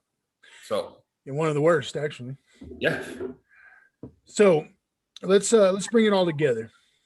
It's been a very productive conversation and I appreciate you for it. But realistically, let's talk about why fidelity is such an important virtue for our order and why, or perhaps some examples of how not having fidelity either to the ideals of chivalry or to each other as members of the chivalry, how that can create problems. Well, fidelity directly relates to our order because in my mind, we are the sword wielded by the king, and the king is the kingdom. Yeah. In this hyperbole, right? If the sword doesn't do what the hand commands, it's a shitty sword, right? We have to have that fidelity. We have to act as we should act. That is our job, right? That's what I always tell squires is it's like a job application, right? When you put on a red belt, you are submitting an application for a hard ass job. And it's a job that you have to do the whole time you're at your hobby, right? You don't have free time anymore, dude. If something needs to get done, you are duty bound to do it. If you just shrug that stuff off, I'm hesitant to call people bad knights, but I'm quick to tell people they need to look at themselves, right? Sure. If you're just shucking responsibility and just benefiting from your new position of power, that's an abuse of power, like we were talking about. We have to have the fidelity to know it is our job to do this shit. It is my job to help them unload that truck or help them put this pavilion up or help them run whatever motor pool at Estrella or whatever it is that needs doing, just do it. You know, you need to be the part of the machine that keeps it going. That's what we are supposed to be. And without fidelity, we just don't do it. We just simply lack the motivation to do it. It's our fidelity that drives us in. Okay, here's a good little tidbit from Casca, right? You have to have all knights are judged on their wartime skills. Yes. Right?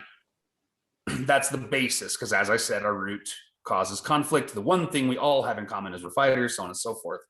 But what he preaches is you need to hone your peacetime skills. What do you bring to the table when there's no enemy? Because you're still earning a knight's wages. You're still living in your big castle with your horse and your lady wife and all your shit. You still have all that when there's no war. So what are you giving back to your kingdom and king that has provided this rank and station for you?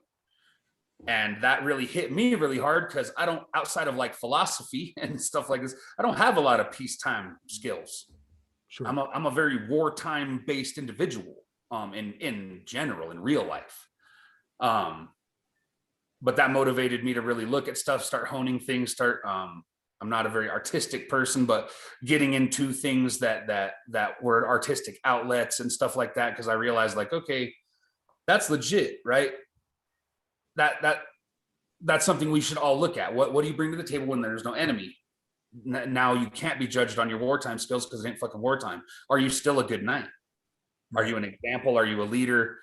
And how do you can say yes to both of those, but what's the proof? What are you leading? What's your example? And I was like, damn. And I was already knighted at this point. So I was like, well, shit. But then I looked at it and I realized, like, well, fuck, I'm just not motivated to really do any of that other stuff. And I realized, like, I'm a good servant, was like what I came to at the end, was like, I'd already held offices. I do heraldry and stuff like that. And it's not very hard. So I didn't look at it as like a skill. Sure. But then I realized, like, okay, that's kind of my peacetime skill, I guess, which is weird. So I try to do more of that. I try. And then I realized, like, wait, why am I trying to do this now when I wasn't trying to do it before? Fidelity. Right.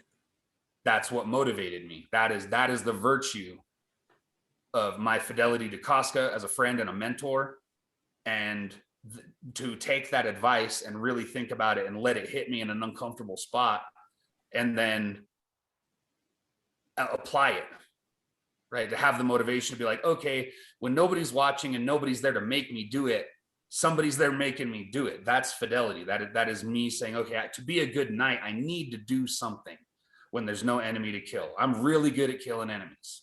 I still think that is my primary purpose as my kind of knight, and not all knights are like that. And I'm very appreciative of knights of all types. I don't think every knight needs to be a sniper. Not every knight needs to be a super badass, right? There's a bar for it, but I'm not, I believe in service knights. I believe in authenticity knights, good rig, good persona development, all that stuff. Like, if you're this good, all that stuff is amazing, because I don't have a lot of that stuff. We all need to bring different tools to the table so that we have a tool for every job, right? Sure. So that's what I believe in, is in a very diverse circle. Yes. But I still think that what I bring to the table is mostly violence and philosophy and stuff. Those are my primary easy to go to. But then I was like, okay, I can help people with heraldry, and that's really hard for some people, right? And it's a challenge that some people go decades without really addressing, because they run into a problem, give another run into another problem. They're like, fuck it, this is stupid. Right. And I get it. So if I can facilitate that for other people, that's a cool peacetime skill. But it's also like boring. It's not exciting for me. It's, it's not super fun, but I don't mind doing it. It's just kind of blasé. So I was like, well, I'll just do that way more often, right? I'll become a herald, like in my shire, and I'll do all this other stuff. And I'll reach out to people and say, hey, dude, have you thought about that device yet? And I'll instigate the conversation. I'll do what I can to help them get it passed. And that's my meager little offering. That outside of like learning things like making my boots with Duke Sirith and like learning skills, but I'm never going to make a pair of boots because I want to. I'm just not motivated to. It's not my thing. Right. And that's why that peacetime talk, I was like, fuck, I really need to think about that, because I don't really do all that much.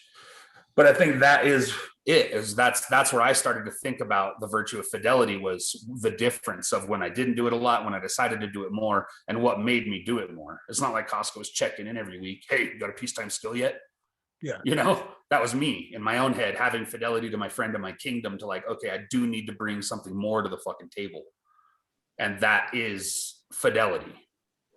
Yeah, I would agree 100%. I think that even the best knights throughout history brought more than their martial prowess. William the Marshal is a great example. Absolutely. He advised and counseled multiple kings, and was even regent of England for a short while. But that had only a small bit to do with his ability, his equal, if not surpassed ability to fight, because he was that much of a badass on the field as well. Yeah. But yeah, that's why Marshall isn't an advisor to a king. right. And I would agree that exhibiting fidelity to the game in adhering to its codes and the oaths that we take is important, but also in self-development. Every knight that I know personally got knighted for being great at something, but they all had deficiencies, myself included. And if you think that being knighted or made a peer in general is an end in and of itself, and that there's nothing else to do, you are sadly mistaken. Yeah. And I think that if you are being faithful to the ideals of the society, growth has to be a watchword. Absolutely. You have to have the capacity to grow. That goes back to that being open-minded and receptive thing I was talking about earlier. One of the things that you hear a lot in circle, right, is when you bring up a candidate and we talk about the pros and we talk about the cons. When they talk about the cons, a big factor that's kind of sets the tone for that part of the conversation is like, if we knighted this dude right now, would he cease to grow in that avenue of his life? That's true. Have I gotten the read off this dude through his actions and his words and my general feel of him? Like, would he be like, haha, good enough, you let me in? Or would he continue to grow as a person, right? Exactly. Because like I said earlier, that's to be objective and to be a good student, and to have, those are all peer like qualities to me. To take a position of humility and learn is peer like. You have to be able to do that. Or how did you get to this level? Like luck, just straight stubborn. And so and that's really the difference between what I colloquially refer to as a prowess knight and a knight of any other means. Yep. We're gonna get it more into that when I interview Sir Bohemian about the franchise. But he's a good pick for that. Yeah, and we're gonna talk about some knight archetypes. But the prowess knight is not to say, and strictly speaking, it's not really as common as you might think. Oh no. But there are some out there, and they almost universally, in my opinion, demonstrate a complete lack of the ability to grow. They think that the prowess is the only reason that they should be a knight. It's what got them knighted, and because they have so much of it, nobody can question them. And unfortunately, I just feel like that doesn't maintain good faith or fidelity with the spirit of what we're doing. I would agree with that. I could think of one that is definitely a prowess knight and doesn't fit that bill though. Sure. I mean, in the interest of not being, I would agree with that. Yeah. But I mean, a lot of those guys, like a lot of those guys are the guys that struggle with humility more than others because they're inherently better at something we're being competitive at. Sure. You know what I mean? When you're in 8th grade, everybody knows the kid who's best at basketball or the best football player on the team. It's a big deal to be good at things we're judged for, right? That's sure the addictive part of competition on any level, where it's football or chess or whatever. So if you just step in and you progress faster, or you have a head start, or whatever it is, and you're just winning all the time, man, it must be so hard to take a step back from that. Yeah. You know, that has to be so addicting, and so it must feel like the truth. You know what I mean? So instead of being like grouchy or resentful of those dudes, I kind of look at them with like from a place of compassion, of like getting it. You know, like, okay, I bet that's a bitch, dude. I can't imagine trying to speak to me humbly about fighting if I was King Morgan. Sure. And we talk all the time about fighting. I try to pick his brain as often as I can. But for him, and we fought all the, like, many times. I think I've killed him twice ever, right? Like, right. I'm good, but I ain't that fucking good. He's good, and he picks me apart really well. So that's why I pick his brain a lot. And he always talks to me generally from a place of like a humble teacher, of he's just trying to impart facts to me and observations and stuff. And I totally understand that to be a person of that magnitude, that must be difficult for those dudes, right? For my knight Conan, right? Yes. As a monster, Alric, all these dudes. Like, I know some really good dudes, unattainably good guys on this other level, this otherworldly level.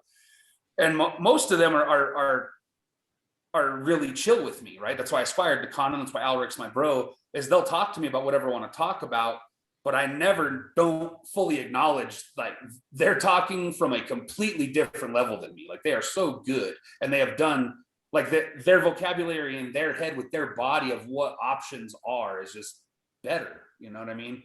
Yeah. I would say that for the most part, those guys are all prowess knights, even though they do other stuff, right? They're the elite, like elite echelon of fighters. But again, that brings something to the table, right? Like those guys change how their kingdoms are perceived at wars. Yes. Right?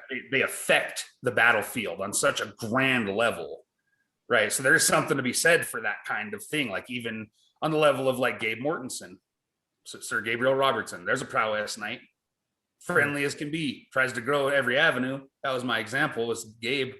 Yeah. He'll tell you, I got knighted because I fight real good and I'm friendly and I work hard.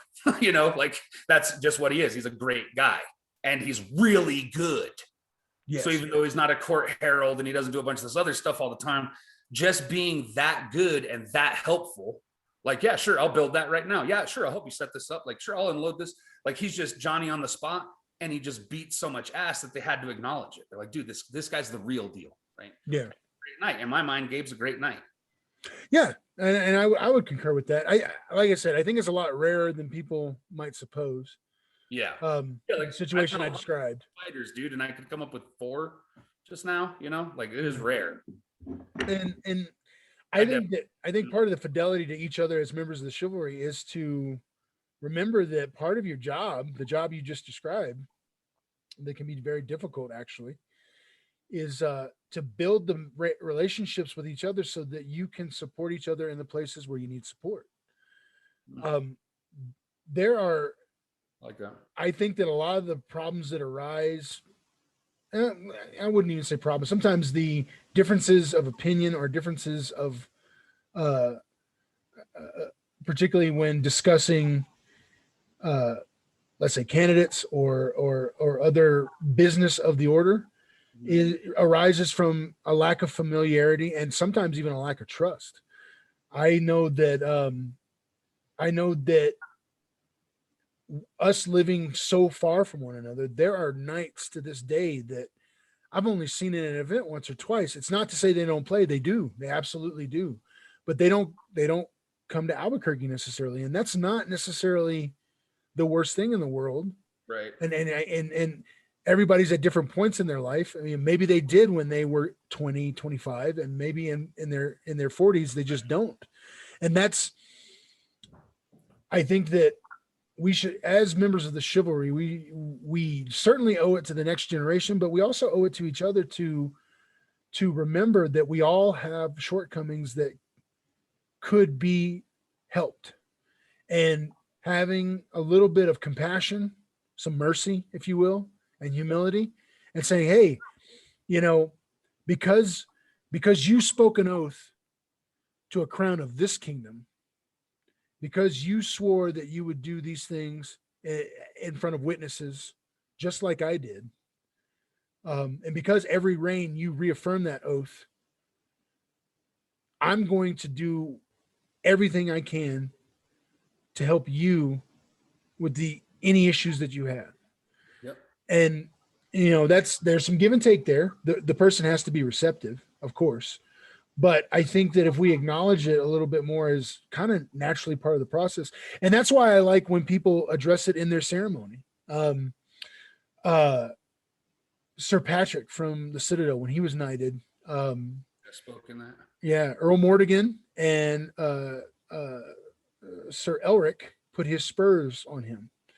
And part of the spur speech that they gave at the end, they said, the traditional thing of, never let these be hacked off and shame or degradation. But they, and I'm paraphrasing here, but they said that if you ever come to shame, we will hack these off, right? We will. I'm taking responsibility for making sure that you do what you need to do to address your shortcomings and to be a better member of this order. Yep. And I think that it's being a peer is a personal journey in many aspects, but you're part of a greater community within the community. And if that community's job, whether it's a knight, a master of defense, pelican, or laurel, we all have the mandate to lead this greater community. And if we can't police ourselves and help each other grow, then that's a dysfunction that affects everybody else. Yeah, absolutely. Absolutely. And I think you solve that by having these conversations, particularly with people you don't know. So, when I've made a habit of it prior to COVID, that when somebody said something in circle that I didn't agree with, or spoke to something that I felt was ill-informed, I now make a point to go try to understand, particularly if I don't know them very well. It's like, hey, what did you mean by that? Where are you getting this from? Why is it that you think that way? Because the only way to really relate is to truly understand. And the only way to truly understand is to talk. Otherwise you're making snap judgments, which we already said earlier is problematic. Yep. Well, and everybody just needs to be better at communicating, not just at receiving, but at really communicating your point clearly and concisely without all that weird stuff we're talking about, like without some kind of agenda or some subtext, or me knowing that I know I said this, but you should have known I meant this, or whatever. And all this like silly nonsense of like, stop expecting telepathy and just say what you fucking mean. And I will do my best to not let my emotions get out of control and receive it with a calm, open mind. Yeah. If everybody took those 2 steps back and forth and actually listened instead of waiting for their turn to talk, we would all be better off. And I think we will be, Well, and I think you hit the nail on the head earlier about what the silver linings of this cloud that has been the epidemic. Yep. I think we're going to come back in our communities with a renewed sense of, I actually need you guys more than I thought I did. Yeah. And, there's some folks that I went into this and wasn't very happy with for various reasons that I feel were very valid, but I'm really over it. I really don't care about it anymore because I haven't been able to see anybody here. Yeah. And like it'll tax us all in different ways on different levels, but it's going to tax us all.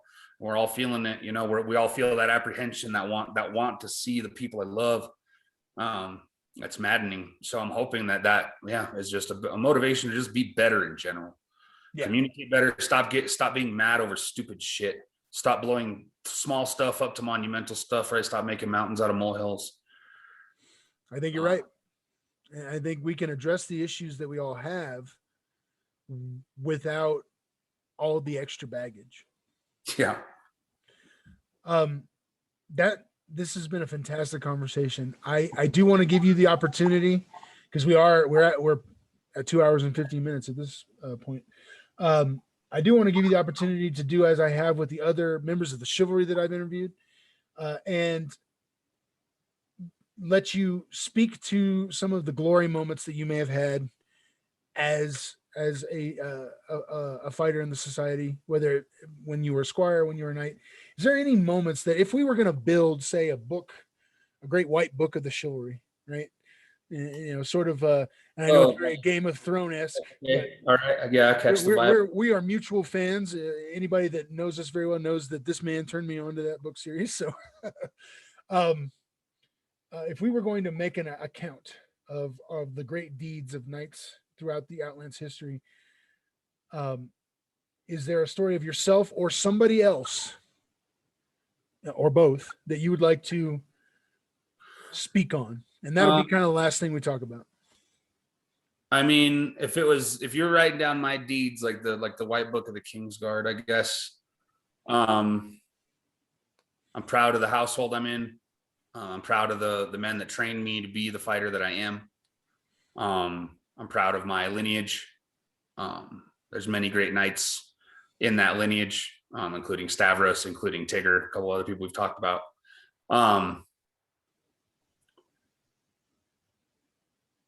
Great Western War, the last Great Western War I went to.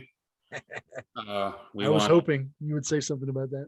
We won 30 out of 32 scenarios of the entire war. There was 32 scenarios and we won 30 of them.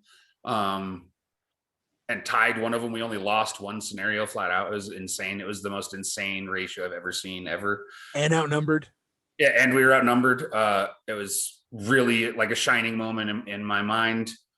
It was this beautiful conglomerate of us and Aidenvelt, which, because Estrella is our primary war, we fight against each other all the time. There's barely ever a chance where Aidenvelt and Outlands get to fight together.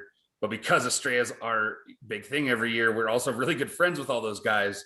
So it's a special moment when we're all on the same team doing what we all love to do against whatever poor person is in front of us. It was just a momentum that I haven't felt at all. It was tremendous, man. And I'm so honored that we were on the same field together. Yeah, dude. No, I just had to look for your hammer too, man. That's a sweet hammer. That's a great way to find you, actually. Yeah, I don't know what else, man. I mean, I've been on a lot of King's guards. Maybe I'd list the Kings that I've guarded. Sure. I pride myself on my ability to be a bodyguard on the field. That's usually how I play my glaive game, is I just pick the most deadly guy on my team, which is like at Estrella, it's usually Alric. I'll just pin myself to Alric as much as I can and try to keep him alive while he kills people, because he'll kill whatever 10 times the guys I'll kill per res, whatever. So when I'm on a King's Guard, I usually just do that. This last Estrella, His Majesty put me in charge, which I don't know if that was a good call or not. But usually I'm just basically a bodyguard, and I pride myself on my ability to do that. So I would definitely probably want that recorded. But outside that, I don't think I've done anything that monumental. Maybe winning that crazy captain of the Stag's Bloods tourney when we were that was cool. That was pretty rough. That was cool. And then Des won Warlord the same day. So that was like a shining day on my house, as it was. Though I lost that fight, that was a fun fight. Dude, yeah, the pictures are sweet. You guys in the finals with the axes. That was a cool tourney. I got one I'd like to brag on you about. Oh, hit me. One of the ones that hits me in my mind, and talk about, perfecting a shot and then just destroying people with it. Yeah. The Crown Tournament in Alberon, where you one-shotted the Bone Duke, His Majesty. Oh, yeah. Okay, yeah, that always stand out in my mind. Okay, yeah, that definitely was a formative moment for sure. That was the first time I'd ever met Bela. I wasn't in the Brotherhood yet. I wasn't a squire yet. We were just those boys from Drigistan. And I'd never fought in a crown before. And on the challenge round, I got to pick first because I had no awards. And I picked Bela because he had won the most crowns. And yeah, I threw a rising snap at him, and I think he just misjudged me. I was kind of in a misfitted tabard and ratty holy pants and I was fighting for Mistress Anna McTaggart, Her Excellency, in her graciousness, decided to sponsor me because she could tell I needed some help and guidance, which is awesome. And I'm forever grateful to her and Duchess Catherine for that, because that was a lot of formative guidance from them. But I just my whole freight train derailed. I landed the shot and he took it, and I could see his face like, who are you? Like, what was that, bro? And I was like, oh man, I just one shot at the Super Duke. Oh, what do I do? And then he just railroaded me the next 2 rounds. I was like one-shotted, and then I blocked one and 2-shotted to the next one. Just totally left it. But it was cool. That I had, I mean, maybe that might be in my page in the book. That might be sweet. Like you say, in the context of everything else, but it shines as. I've always appreciated your dedication to the glaive. You decided pretty early on that you weren't going to walk the typical path. And the truth is you're a great example of how fidelity in one's adherence to one's art bears fruit. Because the thing is that there's a lot of people that try to talk you out of it, myself included. There's a lot of people that told you, yeah, I mean, that's good for melees, but tournaments, whatever. And here's the deal, dude. Yeah, I've heard that. Now you're one of like 5 or 6 knights that stand tall in the known world as being a glaive knight. Somebody who can whip your ass in a 1-on-1 tournament with a glaive. Yep. No matter what the context, no matter what the other person brought to the field, you can do it. So, faith and fidelity to your cause in that regard is one of many reasons why we're talking about that here today. That's badass. Thanks. That honors me. Well, my friend, like I said, it's been a great 2-hour, almost 2.5-hour conversation. This has been a lot of fun for me. But I think we'll sign off here in a second. Just thanks to all of you who have been watching the programming. I know it's come out in fits and starts a little bit. I think I'm going to take a little pressure off myself and go to once a month here going forward. Sometimes scheduling these things can be a little tough, but I think everybody understands that. Syr Torstein has been super gracious to be on the program today and talk about fidelity and its rather finer points and how it relates to things like loyalty and faith. And I am definitely better for having done so. So I hope you are too. Remember, there's a lot of content out there, a lot of content creators in the SCA. And I hope that even though we will be coming out of the pandemic sooner rather than later, in terms of lockdown, that some of that stuff will continue, because at least here in the Outlands, the royalty has been fantastic in terms of really getting a beautiful oral history from the kings and queens that lived it, to the big moments in our kingdom's history, retold by those who were right at the forefront of them happening. It's been fascinating to watch that, and I hope you're following along at home. And some of the other content being created throughout the SCA has been super beneficial. And I think that having these things recorded is of merit. So definitely check all that stuff out. We'll be back next month with another interview. And hopefully it'll be as fun as this one was. I want you all to take care and get out there and have these conversations with other people. It'll definitely be worth your time. We'll catch you next time. Have a good one. We are fighting men of Rome, soldiers bred down to the bone. We're marching, marching, hearkening to Caesar's call. The legion is the heart of us, spear and shield and gladius. Leg your 6 to stay, stand on the walls of Rome, and you will break on the walls of Rome. You will break on the walls of Rome. Plant your bones in earth and loam. You'll break on the walls of Rome. You will will break on the walls of Rome. You'll break on the walls of Rome, spill your blood on steel and stone. We'll claim you for our own. You will break on the walls of Rome. From Egypt's sands to the lands of Gaul, to the rocky line of Hadrian's wall, our banners proclaim. You will bow to Roman law, and the marching beat, the sounding horn, is the music of an empire born. Our spears are the words of Caesar, our shields the walls of Rome, and you will break on the walls of Rome. You will break on the walls of Rome, plant your bones in earth and loam. You'll break on the walls of Rome. You will break on the walls of Rome. You'll break on the walls of Rome, spill your blood on steel and stone. We'll claim you for our own. You will break on the walls of Rome.